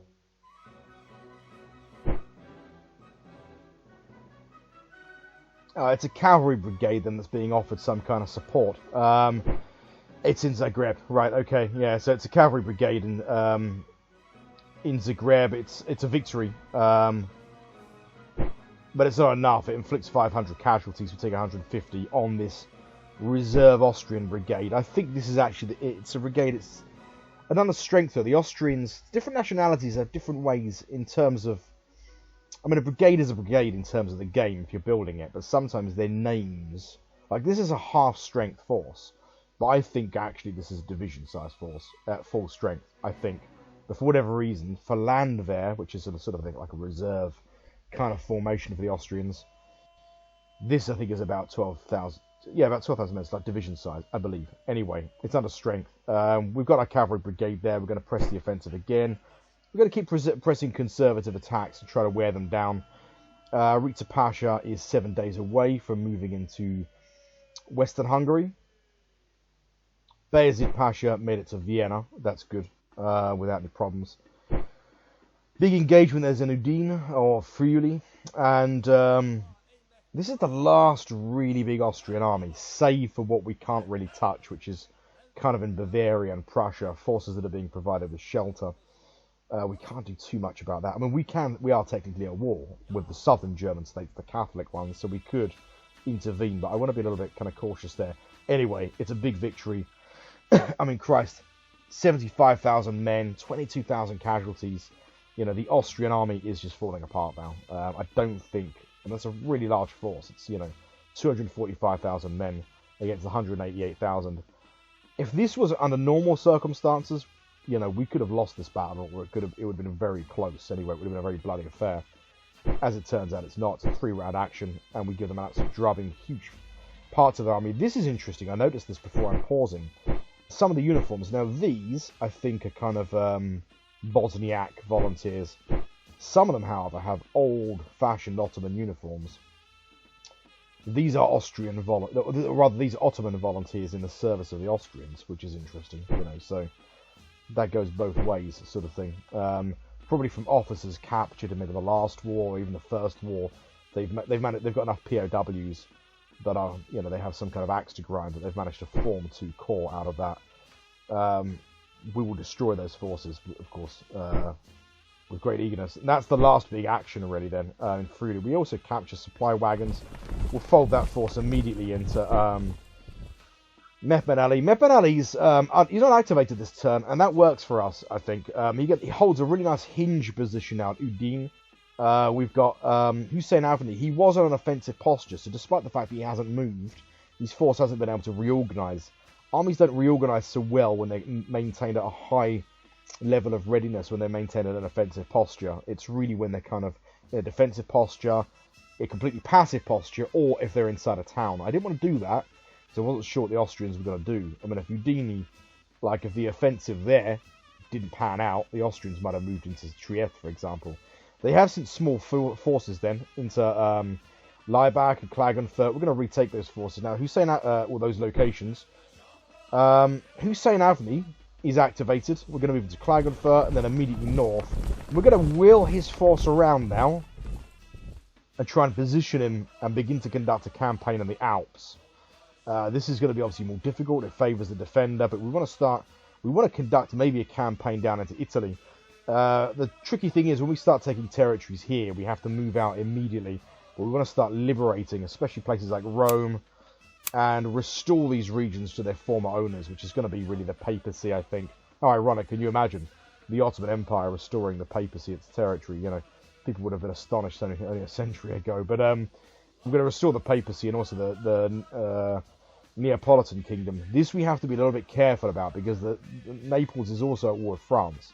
Hence why France has occupied Sicily. But we're not going to be any kind of ally of Naples. We're going to simply be liberating that city. We just want to get the Austrians out, basically, and then we'll immediately fall back. So that's going to be a bit of a plan for late summer, autumn, I think. But yeah, we'll wheel Hussein Avenue round 10 days. He sets an offensive posture, and then we're going to hold tight Klagenfurt foot for the time being, I think. Now, there's still a siege going on. There's an army corps. It looks like this has been joined by partisans and a garrison, or like garrison forces ours, okay. We don't have any large enough forces to really deal with that just yet. We've lifted the siege of Bucharest for now.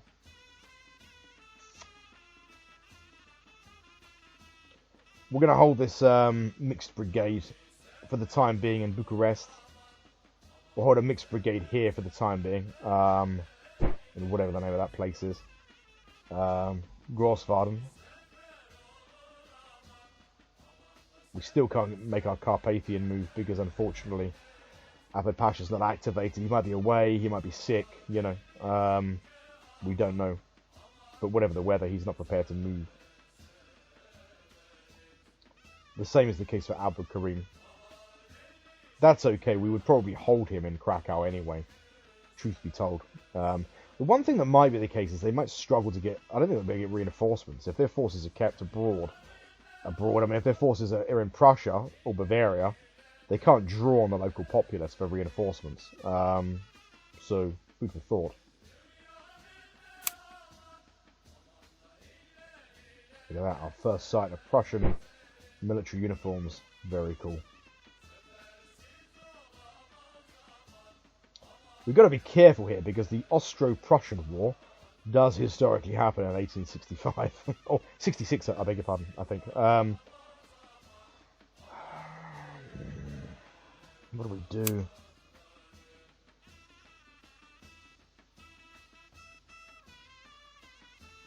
Prague.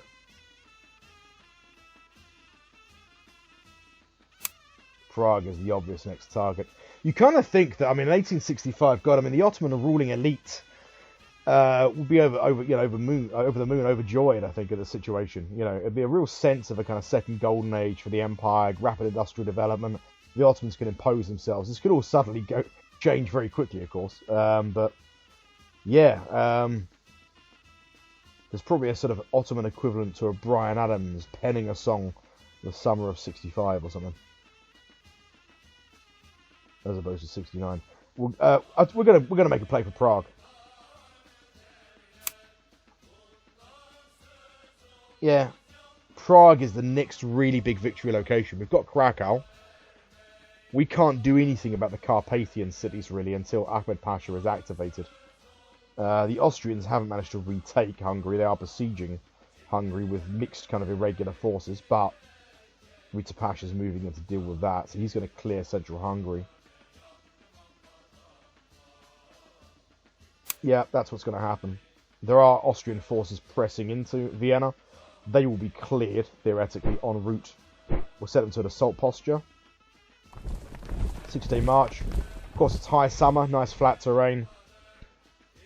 And it looks like there's 2 corps there, plus a corps and a brigade here. Plus we'll get support from the British, probably. British force looks like it's been beefed up, actually.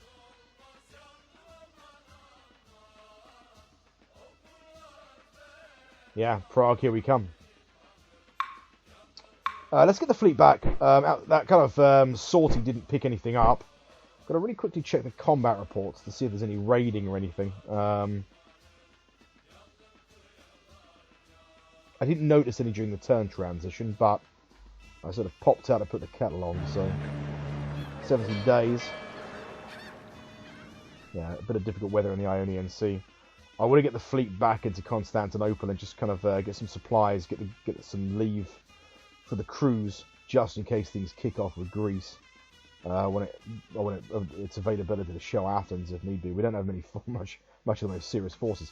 The Greeks are not likely to have a very significant force, but there's no kind of historical flavour event that suggests that this is sprawled. But yeah.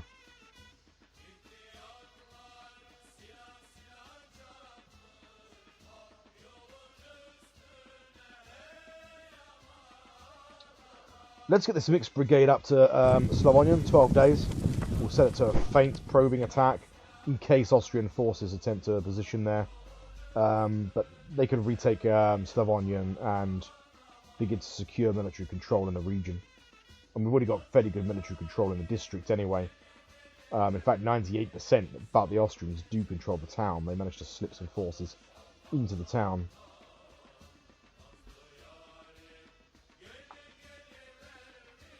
Right. Failed to play then in Qatar. But it looks like the expedition has come off in Aden. That's good. That should bring us up to 45 rather. So we keep investing really in the same kind of move for the state revenue.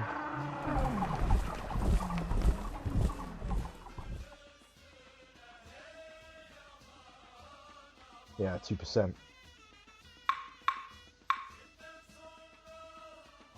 And we need 2% in Dubai as well. Persian Gulf Fleet will sit there defensive, I think. 2 days from landing a Marine Brigade then in Qatar. Oh, Dubai, I beg your pardon. Qatar's over here. Alright, good. Let's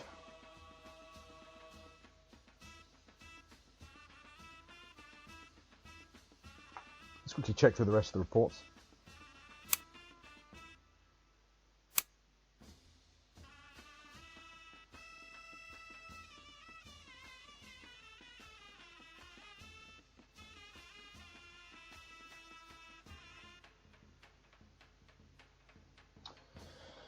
Manufactured goods has gone down a lot, hasn't it? 69. Do you know what it is? It's because Austrian industry has been destroyed.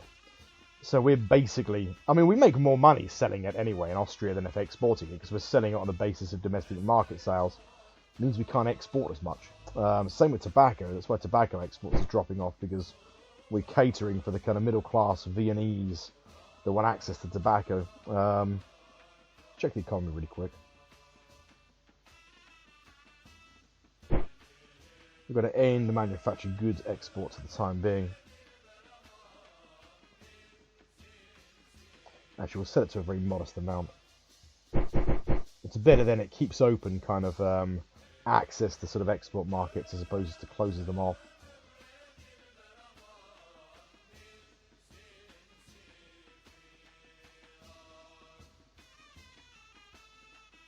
Okay, good stuff.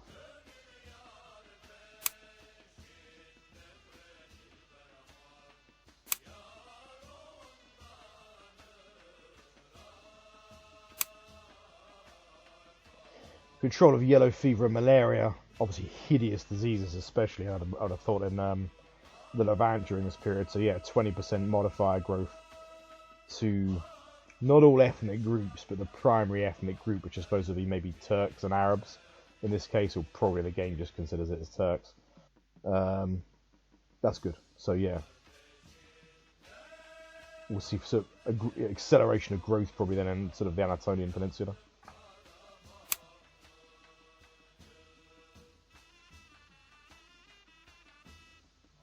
Good round for exports, nice. Still getting gold, good, got coal.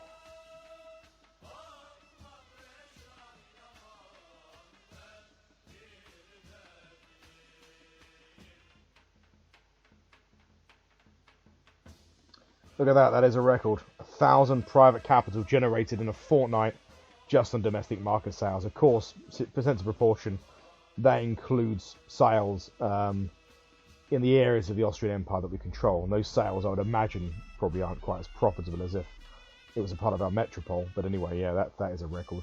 That's unbelievable. Let's check inflation. Good.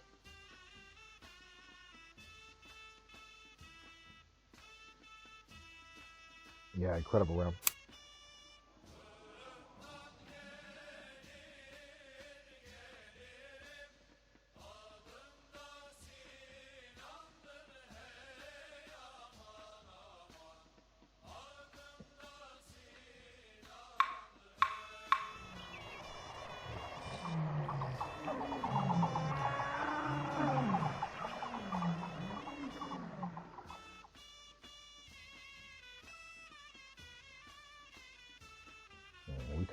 No transitions available really. The main thing with kind of Somalia and the Horn of Africa is we need to kind of atrophy the Italian or the Sardinian position, eat into it, and achieve a dominant position really. Once we've achieved the dominant position here,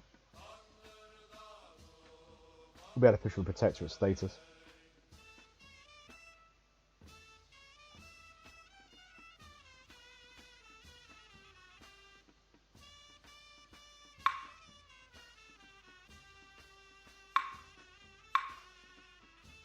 See if we can upgrade this anchorage.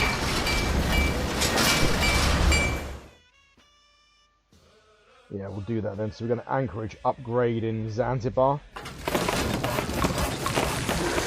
Zanzibar is going to become an important centre of opium production for us, as is Aden. And we're probably going to end up cornering the market, sort of thing, as an opium producer. And we want to try and move quick on that because we might be looking at developing a railroad, I think, maybe. Beginning of the Hejaz line down to Aqaba, Tabuk.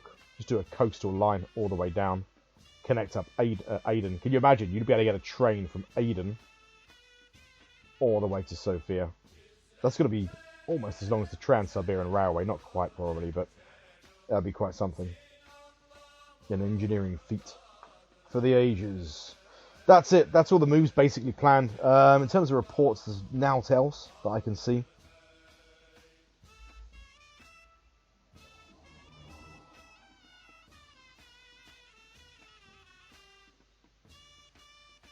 Keeping an eye on Sumatra, of course. Signs of a revolt in the north. Pillaging. Military expedition pacify. Yeah, they're doing the same. I mean, they're already at 68%. So they don't really. But yeah, I mean, that means they've obviously got military force there. Keep that in mind. They wouldn't be able to play that card without the presence of some small military force at the very least. Alright, good stuff. So yeah, Prague, ready? Prague, here we come. That's going to be the main offensive for the next fortnight. Going to put your pause past turn, and we'll pick up on the other side in early July. Okay, welcome back, early July then, and let's have a quick look at the combat report. So the first engagement is, I think it's this brigade. It's actually engaged by our own light cavalry brigade at Zagreb, but it falls back ultimately with Ritsa Pasha's force, and it's largely destroyed. I mean, well, largely destroyed. It's under strength. So yeah, it's just basically set to fall back, and they lose half their strength of what they had. So they pretty much only have a full regiment's worth of men now, about 1,000 men, or even less, maybe sort of 700 men, 600 men, something like that. So this force is almost destroyed. Going to keep the cavalry brigade in Zagreb for the time being. Second engagement in Crete then. By now we can see the division has landed with supporting artillery. And also, Greek rebels, some of them have become line infantry, so they've sort of been trained, if you like. They've sort of developed a professional character. They might have visors or something from Athens with them. But anyway, it's a victory. It's a localized victory, obviously. We lose more casualties than they do, but they lose 2,800. We lose 3,100. It's a victory for us, but they can't fall back anywhere, so they're just losing ground in Crete. There's a second engagement in Crete then. More substantial victory this time. We inflict 3,900 and 4,000 casualties. They lose half of their guns as well. And this is going to be the basis, really. They lost half their strength. We're just going to whittle this kind of rebellion down. And of course, we can receive reinforcements. We suffered fairly heavy losses overall here, but I think we're well placed to kind of finish them off. We're going to press forward. attack at all costs. And of course, any casualties we sustain, we can replace regiments and this kind of thing. But we want to basically stabilize the situation in Crete before it sprawls, before it gets complicated. Moving to Prague then, sort of anticlimactic in terms of the scale of the battle. We take the city. They have 75,000 men there. We only lose 3,000 casualties, which is a garrison force. But we take Prague. Where that Austrian force has gone, I mean, they still have remnants of a force. I'm guessing it's this force here. There's kind of, yeah, I mean, it must be this force that's kind of fallen back.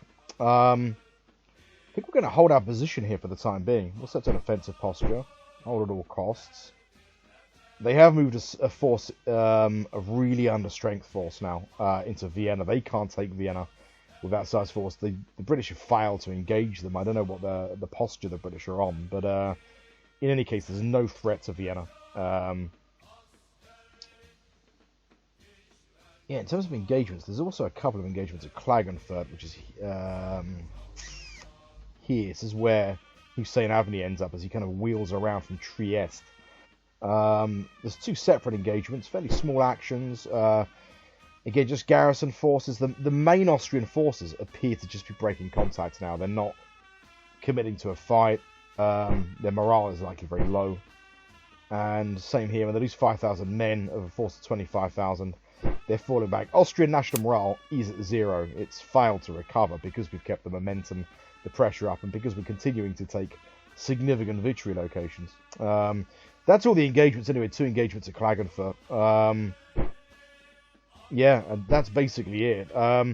In terms of the disposition of Austrian forces in the interior, then, the kind of partisans supported by some understrength regular forces that are just kind of wandering the countryside.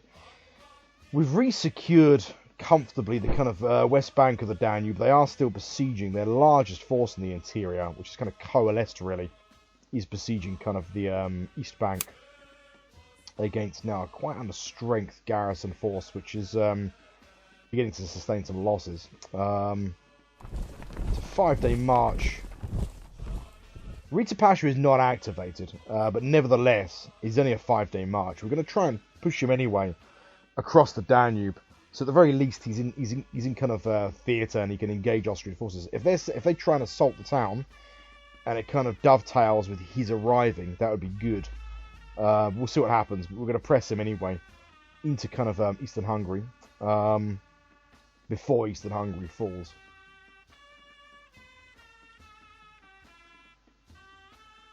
Yeah, I think that's it in terms of small irregular forces.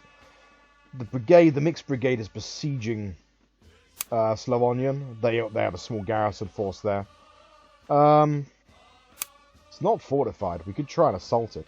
They don't get any defense advantages. These are very small forces anyway. It's an Austrian force of what, 3,200 men against the brigade of 3,600. But we're banking on the fact that the Austrians have low morale, and which, yeah, I mean they do. And yeah, I mean they don't have any advantage. They don't have any fortification or anything.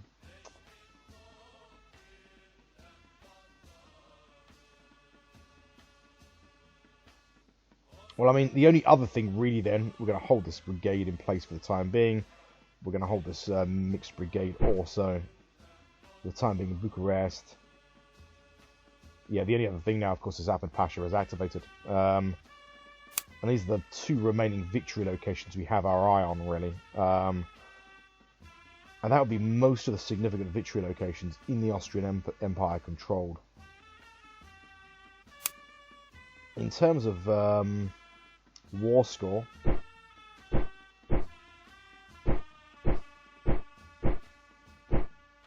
(203). We need 250, so we're like 47 away.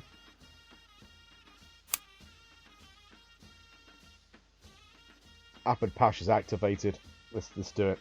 It's going to be a long march probably into Bukovina because he's marching down from the mountains, sort of thing. He's well rested though. His force is well rested. He's got good access to supplies. And yeah, we're set to assault actually because we want to immediately take the town if there are any Austrian forces inside Bukovina, and then hopefully he'll be well placed to press onto Tarnopol, and then ultimately Lemberg. it might behoove us, actually, to move this light cavalry brigade up to secure 5-day march. Carpetan. Set it to probing attack. We don't want these small forces to get completely destroyed if they're engaged. The key thing is preserving these little forces. They're like kind of tentacles. They should recoil kind of if engaged, unless you set them to kind of assault, you know, another brigade or something like that. That's the key thing. Otherwise, it becomes very expensive. You have to constantly rebuild them, you know. Doesn't always happen. Even if they're set to retreat, they can sometimes still be caught out and sort of destroyed, but it gives them a better chance of pulling back. Okay, good. That's pretty much all of our combat moves. I mean, in Italy, Hussein Avni is activated. And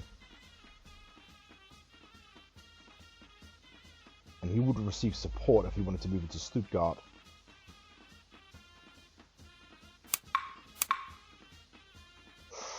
Ah, right. So there's Austrian Innsbruck.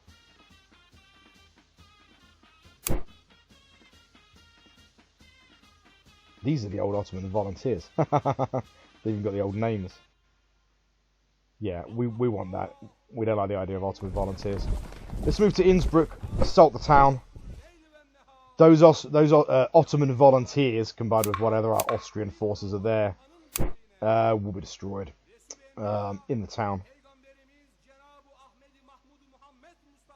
I think that's going to be the plan. We actually have some Austrian volunteers ourselves, volunteer formation. This is very cool because these are Hungarians, and it's a light infantry corps, specialized kind of corps. And yeah, look at these sprites. So very cool. So yeah, I think I might just keep that volunteer force for a while, just because of the novelty factor. We'll get them back to Adrianople. We've got good manpower, good state revenue. Not a hugely costly war, this. It's strange, you know. It's sort of it looks like some kind of great effort, but not a hugely costly war. That's all. And look at the map. Christ, it's like something from the kind of 17th century. Very nice.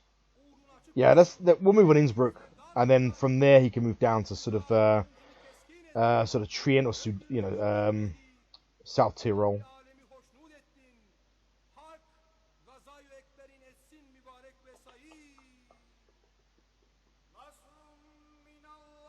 I think that's it. I think that's our moves in Austria for the time being. In terms of our colonial plays, yeah, military expedition to pacify has come off. That is going to be played out then. It's going to take time. It's going to be 11 turns, so how many weeks that is, you know, months really. But that'll give us the 2% we need to get Qatar into colonial status. That's pretty much a done deal now then, unless there's a revolt there or some kind of upset. We have got a Marine Brigade now then in Dubai. That means we are in a position to play.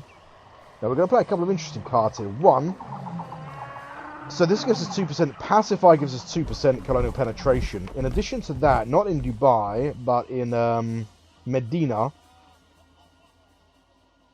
we want to play reduces 5% of your loyalty.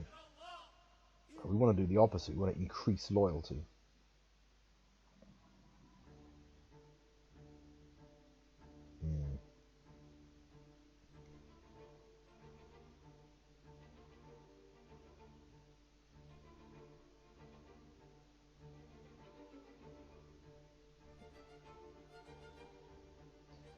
We want to augment our military control over Medina if we can. Military expedition prosecute.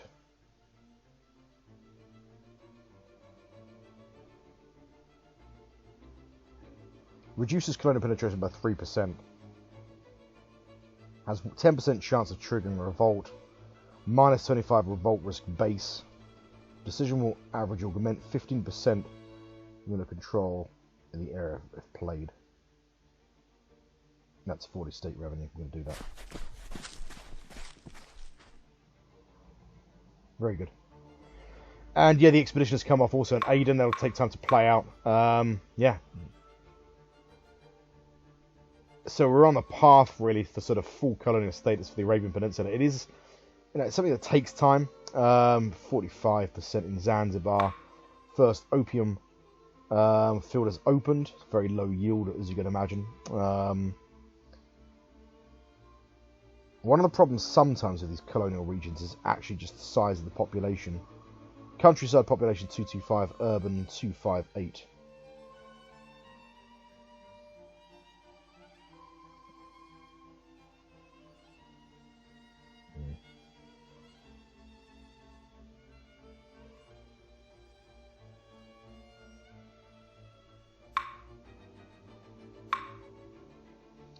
Got a coaling station, let's upgrade that.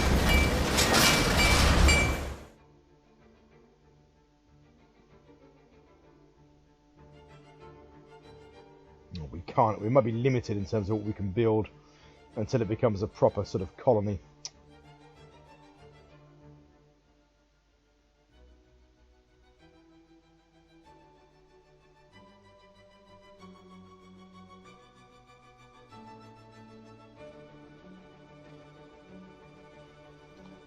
Harbour extension.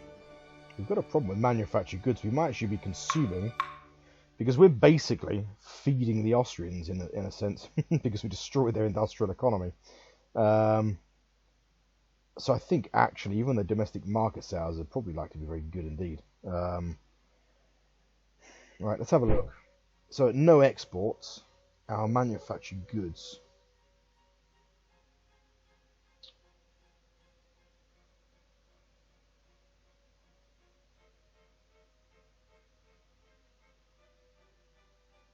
Oh, it's still increasing by 10 units per turn. Okay. That's significantly reduced, though, compared to what it was. And we've got another manufactory being built in Ankara.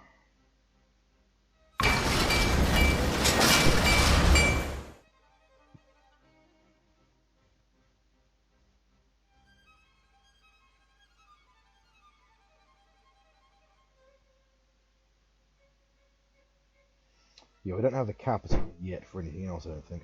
We'll hold off for the time being.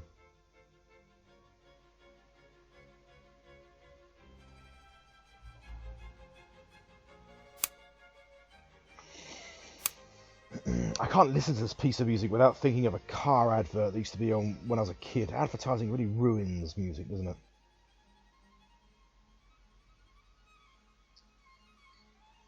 Yeah, I think that's good. We can get the kind of Persian Gulf fleet back to Basra. Okay, let's set. Let's quickly double check. I think I have set kind of economic administration for the next fortnight. I have. Check assets balance again very quickly. Inflation is low.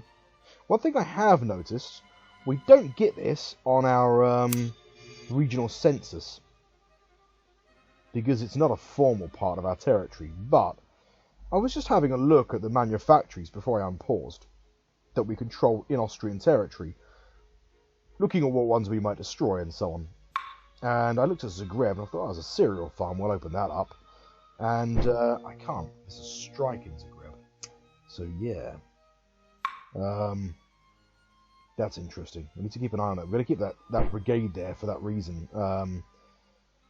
That's not the case with all areas. Other areas I was able to open manufactories, but they were set to closed, probably because the province was being abandoned. There's no strike in Prague, thankfully, and there is a diamond mine in Prague, which is running with railroad access. So that's good. We'll destroy that before we leave, of course. As we will. What have we got in Krakow? Okay. Coal mine, will reopen that. Textile factory also. And a prism mill also.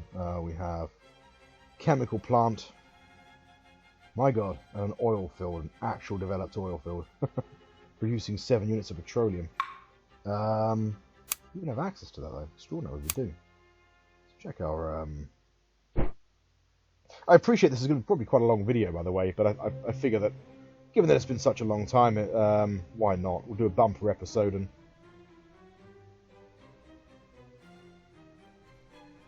See, I can't see any petroleum that's reached our kind of West Ottoman market.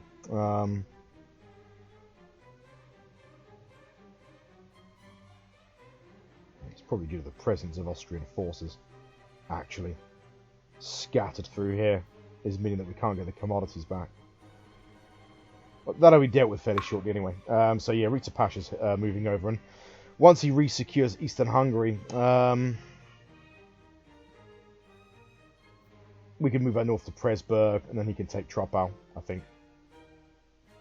And then the last big Austrian force in the north is here, at least one that's on Austrian territory. It's very novel that there's a French force of observation in Breslau and Silesia. The idea that France would have a force of observation in Prussia is crazy when you think of it. But they actually won a war against the Prussians very early on in this game. It's a pretty small conflict, but it's obviously got them some kind of entitlements. Yeah.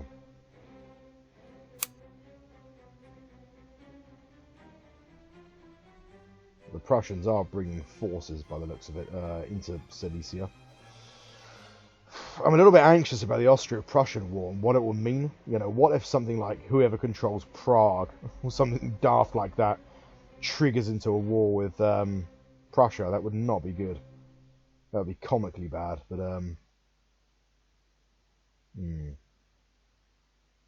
let's check the other reports very quickly.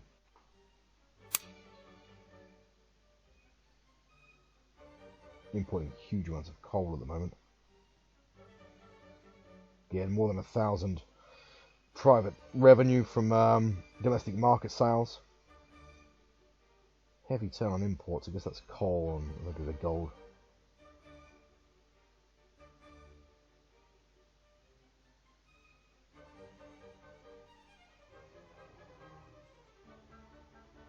A lot of timber as well.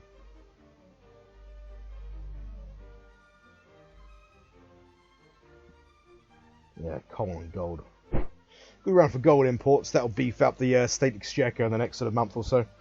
Good stuff. Going to put you on pause then, I think. Past turn. I don't think there's anything else. Austria's still pleading with us. What are they actually offering us? It'd be daft if we're doing this and they're sort of saying, we'll leave Hungary, we'll make them independent. I doubt they are. No, they're just offering us money. Less also. Living in cuckoo land.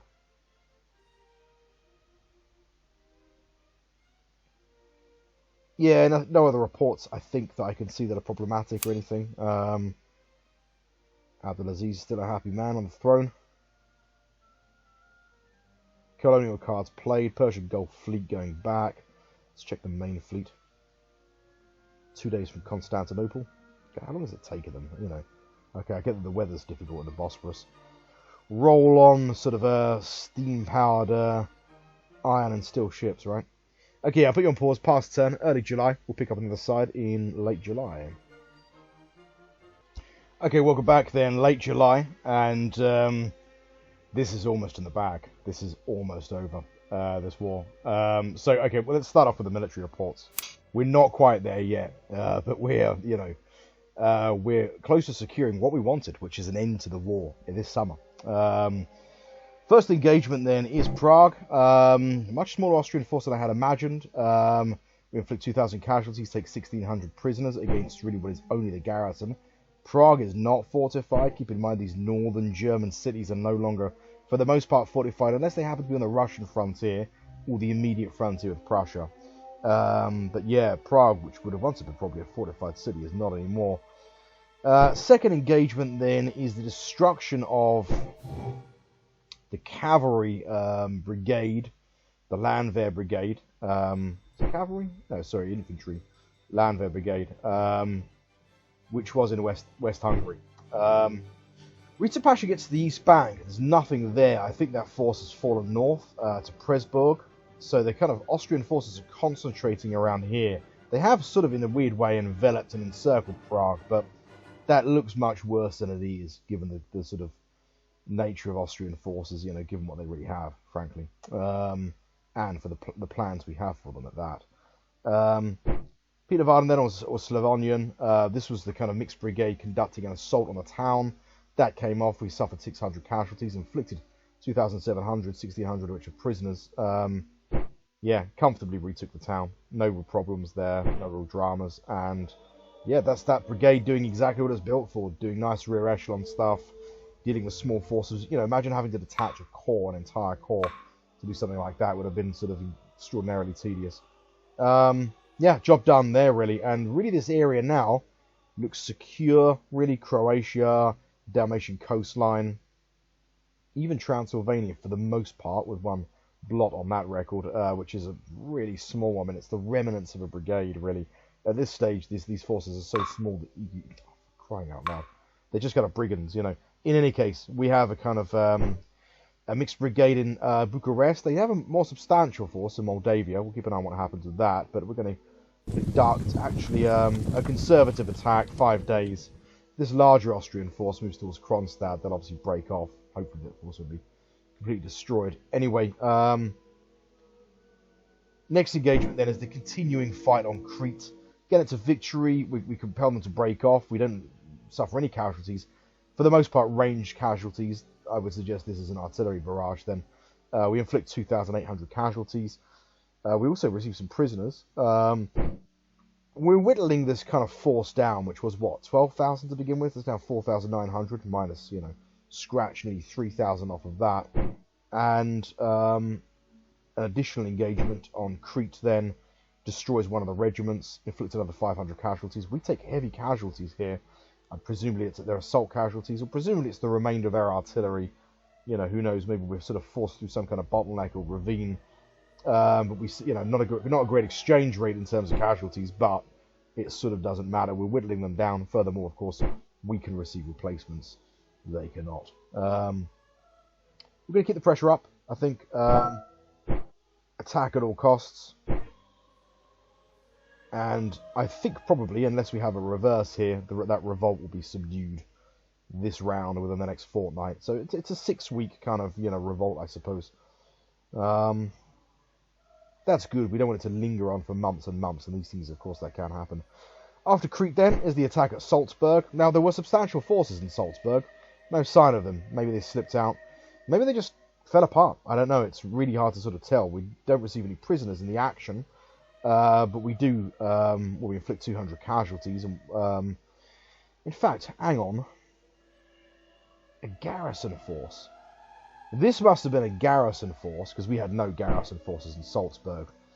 My assumption is here... Logging, nice.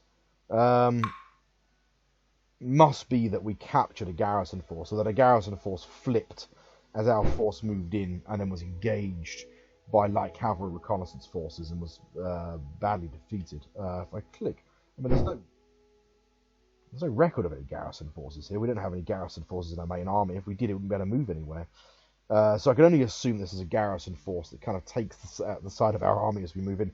The most striking, yeah, and then basically gets kind of mauled. It looks like...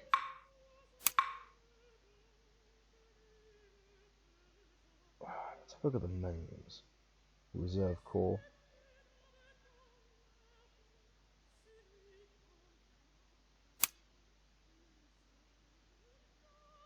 Württemberg. Sustained damage. That means we must have engaged some of these German forces. I don't know whether their forces have simply dissolved or sort of fallen north. It sort of doesn't matter, really, in the greater scheme of things. We're so close to victory now. Italy looks to be abandoned. Incredibly, it just looks to be abandoned. I can't see what sort of... There appear to be no Austrian forces in Italy all of a sudden. They've sort of evacuated north. Maybe they slipped through Tyrol as we were taking it. They continue to besiege Vienna. They're besieging Salzburg. They have very small forces that are just moving in and just kind of, you know, I guess really just playing for time. They still have a fairly substantial force in Marin. We have a lot of activated commands. It's high summer, and we're going to conduct a pretty aggressive round here. So first of all, then, we capture Bukovina. There is a problematic Austrian force here on the Clan Gallas. It's a reserve corps. It looks like it's received some replacements. Hopefully they're going to sit tight, frankly. But we're going to move through Tarnopol, 5 days. And then we're going to assault Lemberg. Yeah, that's what we're going to do. That should secure the kind of Ruthenian part of the Austrian Empire and the remaining victory locations. There is a small chance the Austrians will slip in behind us and retake Bukovina. If that's the case, we double back in the last analysis. We've got Prague. I think we hold our position in Prague. See, look at these garrison forces under strength.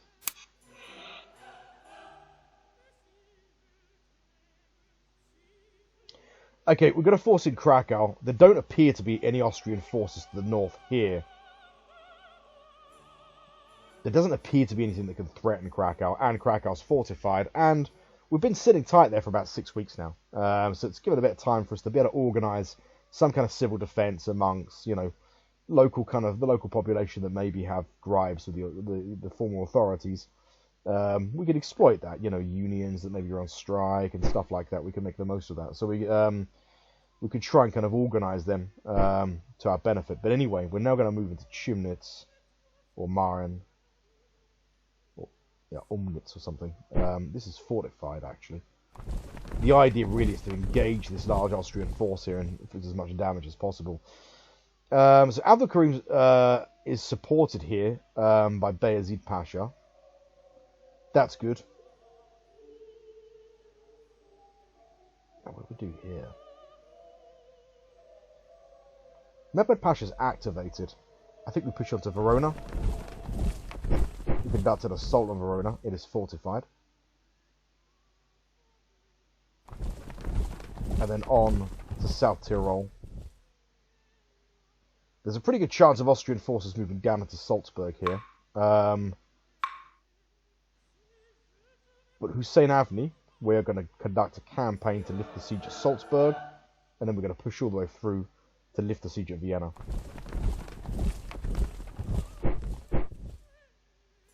And that should clear this area. There doesn't really seem to be a threat to Prague.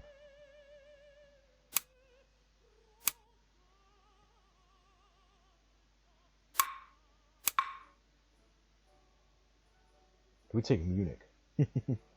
Just to really deprive. We could take it and then immediately fall back, sort of thing. That would have been the furthest an Ottoman army has ever gotten into Europe. Or Prague would have already been that, I suppose. It's dangerous, though, isn't it? We could conduct a march to Munich and try and neutralise the Austrian force, but I think we hold tight in Prague. You know, sod's law. Some small Austrian force will slip in and take the town, kind of thing, as soon as we leave. So we hold a defensive posture in Prague, I think, for the time being. Plus, from here, we can support the move into sort of Marin anyway.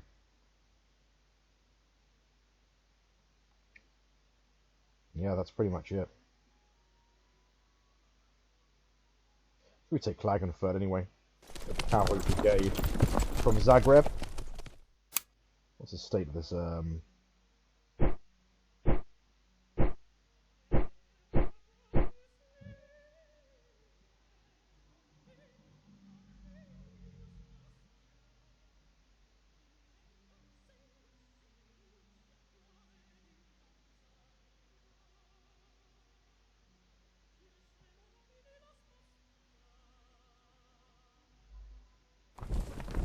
10 days, Rita Pasha's not activated, doing his thing. I think that's all the moves that we can make, I think, for the time being. But I think that should be enough, you know. That should tip us over the edge. To 250, that should really give us, I mean, Christ, if you were an Austrian, obviously, you know, monarchs and political leaders can live in a bit of kind of cuckoo land sometimes. So, you know, it's not inconceivable that you'll have some kind of, you know, and Franz Joseph probably wasn't he wasn't a kind of, he's a pretty imbecilic kind of European monarch, you know, even by the standards of European monarchs at the time, and pretty competitive sort of field really, but yeah, he wasn't the sharpest tool in the box. There's a good chance he's probably sitting in Rome, you know, thinking, we'll be okay, you know, we'll sort of, we'll turn it around, as his military commanders plead with him. But I think probably after this, once we've secured the Ruthenian parts of the empire, we've basically re-secured Vienna. Because on paper, a monarch that doesn't know much about military matters might sit there and think, well, we're besieging Vienna, you know, with basically paper forces. Images of sort of Hitler from the film Downfall in his bunker, you know. Yeah, good stuff. Now, yeah, that's basically all of the military moves for the turn. Innsbruck. Oh no, I beg your pardon, there's a sizable engagement at Hussein Avni at Innsbruck with what looks like sort of core size Austrian force. He passes through Innsbruck, doesn't he? Or does he end up in Innsbruck? He ends up in Innsbruck. Salzburg is here. I'm trying to kind of patch together, right? So this is I can't understand what this garrison size force is. Oh, unless it's a garrison size force that's automatically created inside this Austrian town of, I suppose, people that are sympathetic towards our occupation. I can't imagine there'll be many of those, but anyway, there's a core size force. It's all that remains at Innsbruck, and it's defeated. But I don't know really where it ends up. It could be, the remnants of it could have been folded. I mean, most of the Austrian army now, as far as I can see, is sitting in southern Germany, and the Catholic parts of southern Germany. It's no longer in Prussia. It's interesting.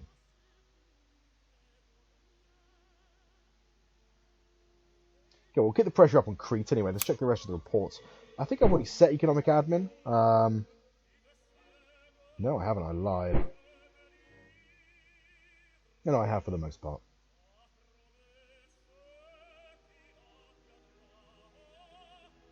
Yeah, that's all good.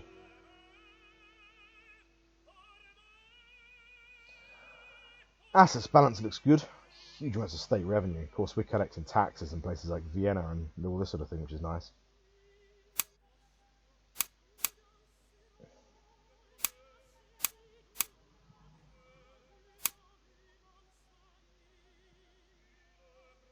Good round economically.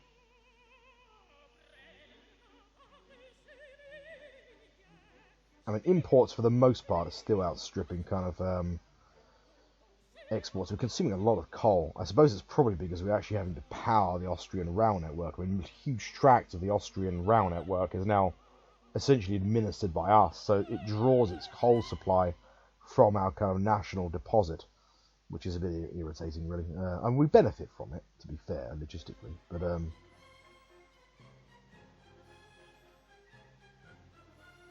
yeah, that's all good.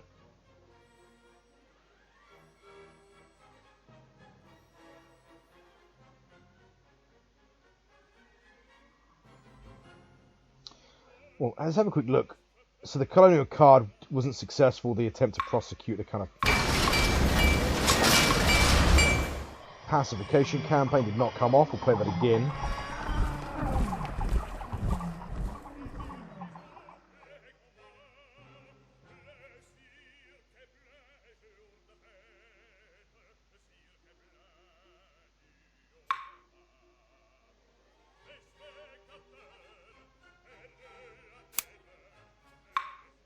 So see the true extent of our railways then. Let's also have a look at our collection centres. So there's still areas.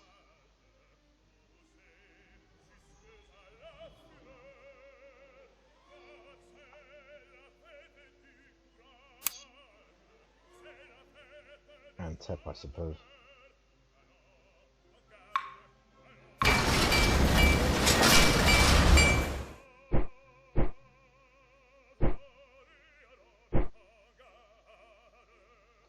Collection and exploitation centre. We want to build it in where?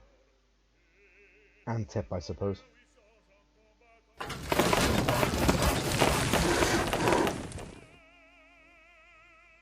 Manufactured goods is becoming a little bit of an issue. I mean, not a major one.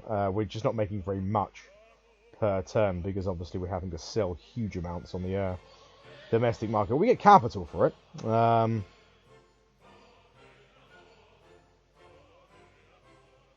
I don't want to cease exports because when the war ends with Austria, we're probably going to have a huge surplus, and I don't want to really kind of break those kind of connections. You know, France is, I think, our main importer, our main kind of market at the moment. No, Portugal. It's sort of teeter-totters, but we don't want to kind of just suddenly stop and then struggle to shift manufactured goods. So I'm selling a small amount to kind of keep open the, you know, luxury goods to Britain, lots of textiles, dyes, tobacco, fish. Fish, that reminds me, we've got 1,300 private capital. We've got the emergence of a town now in Batumi.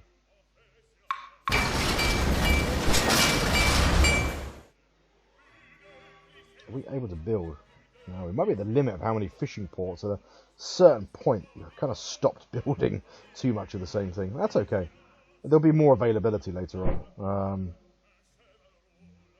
You can turn that off in options, but I quite like caps. The caps sort of, they kind of represent the kind of limits of what can be built in an economy. Because if you just have an economy that tries to build too much of one thing, it creates kind of distortions, you know.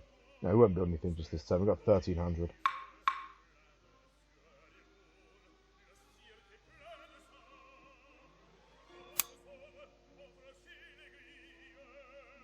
So 224 liberate nations, and we need 250. So close, 26. Let's do it. Right, I'm going to pass turn and put you on pause. It's going to be a very long video. I appreciate that, but it's been like, I don't know, 4 months or something since I last posted. So yeah, late July. We'll pick up then in early August. See you on the other side. Okay, welcome back. Big round militarily. Lots of heavy-duty action. I mean, crackling all over the Austrian Empire. There's big engagements. Suggests the Austrians are making one last really big attempt. The engagements are coupled, unfortunately, with large revolts in different sections of the empire. It's been successful. Our actual kind of war score, if you like, what was required at the conference table, declines ever so slightly. But it is short term. The impact, the military impact of our victories are such that it's, you know, it's kind of written in the stars now already. But it's war scores, what, it's 217, and we need 250. Let's go through the battles anyway. So the first engagement then is in the Udine. It didn't appear that there were any Austrian forces there, but it seems to be a brigade of, well, mounted partisans. Okay, sharpshooter mounted partisans. Emerged, they're instantly defeated. This is before Mehmed Ali can actually leave then. That suggests something, that something is happening. You know, you can see the Dalmatian coast is controlled by the Austrians. But he is engaged by partisans prior to leaving for Verona. Second engagement, East Budapest, or Pets. Riza Pasha, again, basically irregular forces. And they're Landstrom forces, so they're not partisans. But I don't know where the hell they came from. I mean, some partisans may have military uniforms, you know. Maybe they are just regular formations running around. Anyway, they're engaged by Riza Pasha in Eastern Hungary, instantly destroyed. Very few losses of our own. Third engagement, Krakow. So bear in mind, we were due to leave Krakow to head south. In fact, I beg your pardon, we were due to leave, Krakow, head south and take Maren. Now, Abdülkadir is engaged in Krakow. There's a large Austrian force. I didn't think there were any Austrian forces to the north. But anyway, we're engaged in Krakow by a fairly small force. Again, brigade-sized force. I mean, the force is destroyed. Looks like a reconnaissance force, something like this. There is another engagement at Krakow, I believe. But anyway, there's a large Austrian force in Silesia now. So warfare continues on Crete. We seem to be struggling to kind of zero in on the remaining 2,000 odd Greek nationalists. They actually inflict 1,700 casualties for no losses of their own. So they're conducting some pretty good hit and run stuff using their guns. And staying out of range, I guess, of our forces. We'll continue to keep the pressure up before I forget. This force actually will keep on the defensive, but the division, I think it's good enough. We can conduct an offensive. So that's Crete. Verona then. We actually get a national morale point for this. We engage a pretty large Austrian force. 99,000 in total. It's about the same size of our own force. We inflict 20,000 casualties. Take only 700 of our own. It's unbelievable. So Austrian forces are still in the kind of business of completely collapsing and just getting slaughtered wholesale. They're not able to kind of seriously challenge us. We get another national morale for another engagement, this time at Krakow. An Austrian force, 95,000. Now we're leaving Krakow, heading south towards Marens. This is on day 4. I don't know when Abdülkadir gets there. I think it's day 5 or 6. Anyway, 31,000 casualties inflicted. Pretty sensational. He takes 5,800 casualties, takes 1,600 prisoners. Further engagement at Verona then. This time, get another national morale point. Not that we need it really, but like we actually get 5 national morale points from battles, and we lose 4 from just neutral, return to neutral value plus war weariness. But anyway, we take Verona basically, destroy the garrison of 48,000, smash it to pieces. And yeah, Verona's in the bag. I didn't realise Verona was quite as well a stocked fortress as that. And Austrian forces have reappeared in Italy, so my assumption is that they fell back out of view. Engagement at Prague. This doesn't look like a huge engagement. We get a national morale point from this. Them losing national morale points is sort of moot. They have none to lose. You know, they're just throwing it. You know, they're throwing the kitchen sink at it, really. They lose a regiment. They, in fact, lose 20,000. We lose 2,300. Take 1,600 prisoners. I mean, we've just decimated huge chunks of the Austrian army here. It's just unbelievable. I was really surprised. Bear in mind, this is day 5. As these reports were coming through, I was kind of looking at this thinking, you know, surely not. Another big engagement then, this time at Kronstadt. So this is, I think, an Austrian revolt.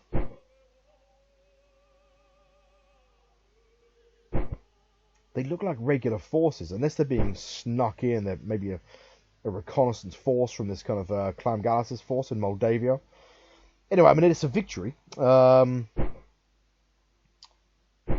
yeah, they now have a presence, and there are revolts. There are mounted partisans in Hermannstadt, mounted partisans also in Grosswarden, and partisans all along the Dalmatian coastline. So this big kind of effort by the Austrians, combined with our own effort, which has resulted in big battles, has been met on the ground by some popular support, which is of concern. That's not the only battle. Now, we fight a battle at Salzburg. I'm trying to trace who this would have been. It would have been Hussein Abni then, moving back from Innsbruck.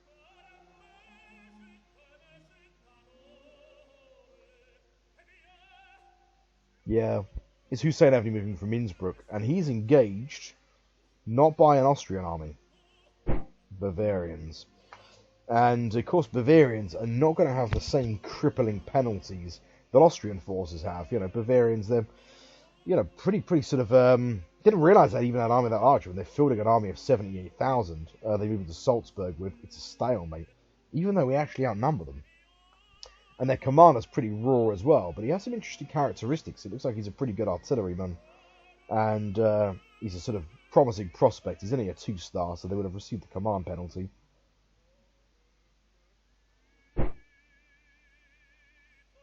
Look at these cool Bavarian military uniforms.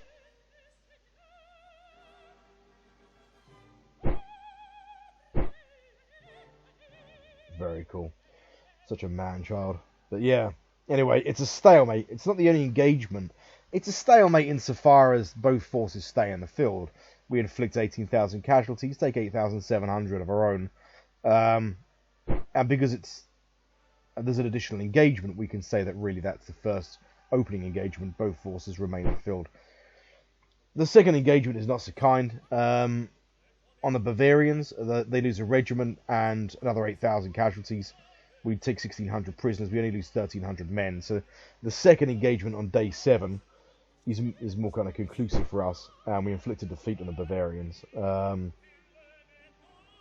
it's not nice, of course, seeing kind of, you know, these German states getting involved like this, and we don't really want to be going up against kind of armies of 70 or 80,000 sort of North Germans, really. Engagement at Lemberg, then. So this is Ahmed Pasha making his move up towards... making his move up towards Lemberg, yeah. I mean, he actually conducted a sort of march from Bukovina to Lemberg, passing through Tarnopol. It takes Tarnopol and takes Lemberg. For the most part, anyway. I think there's a further engagement at Lemberg. Anyway, the town's taken, so whatever's left there surrenders. Another engagement, then. Abdul Karim Nadir. So this is Maren. Okay. So this is his assault on Maren, having already been engaged twice at Krakow before leaving. But it's successful. He destroys most of the garrison. We get a national morale point for that. I mean, the losses of the Austrian army are devastating. Further engagement at Maren. He finishes off with the prisoners. He finishes off the rest of the Austrian garrison there.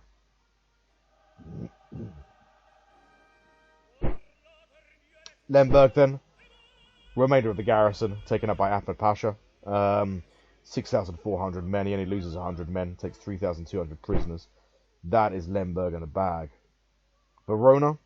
Additional engagement. This looks like the remainders of maybe a division. A reserve Austrians possibly attempting to pass through.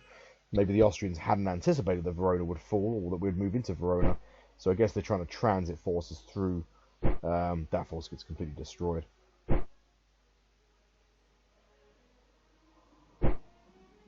Last engagement then. Hussein Avni arrives at Vienna.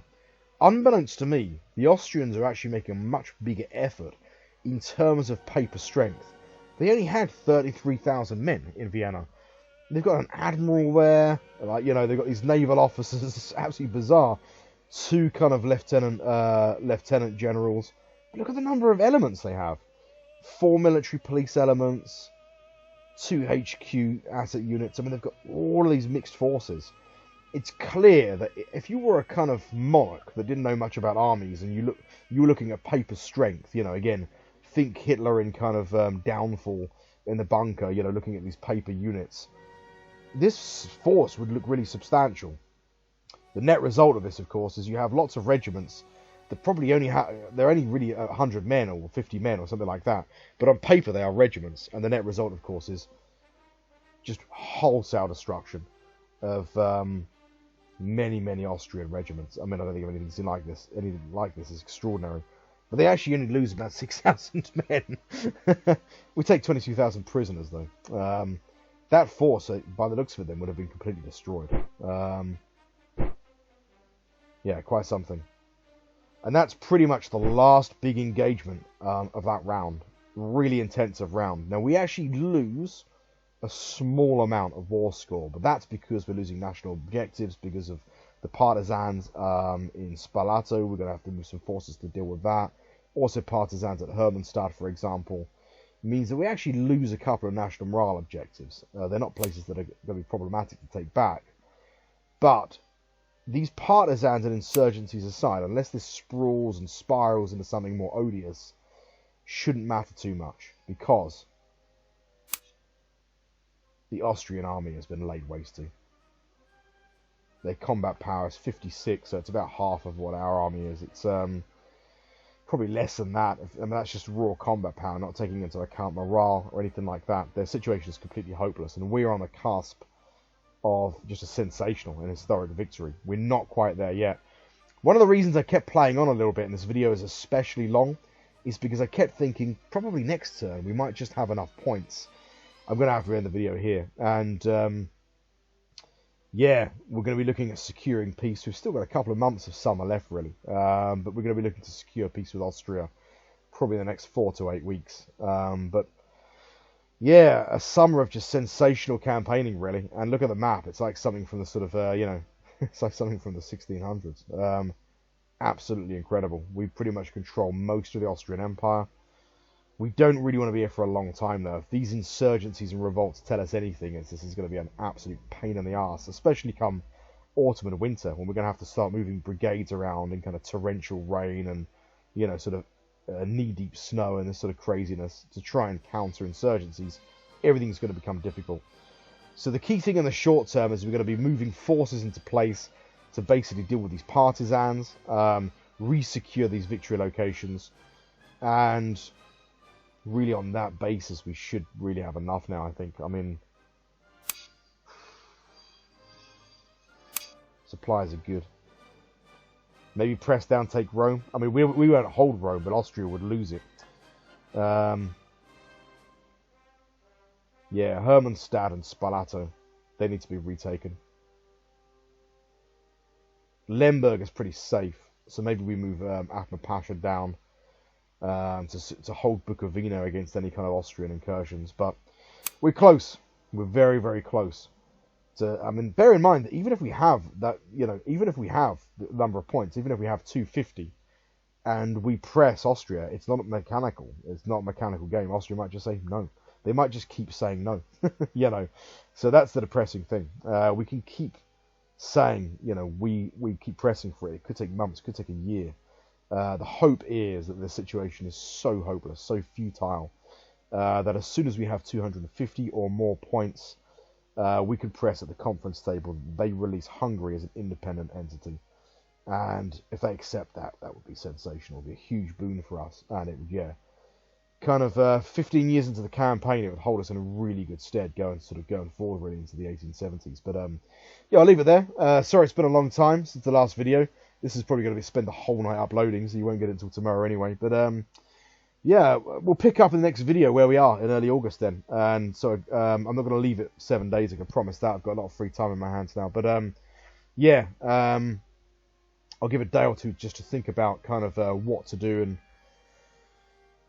from here. But we're very close. We're very close. So we'll pick up in early August and where we left off. Thanks for watching this video, and I'll see you in the next one.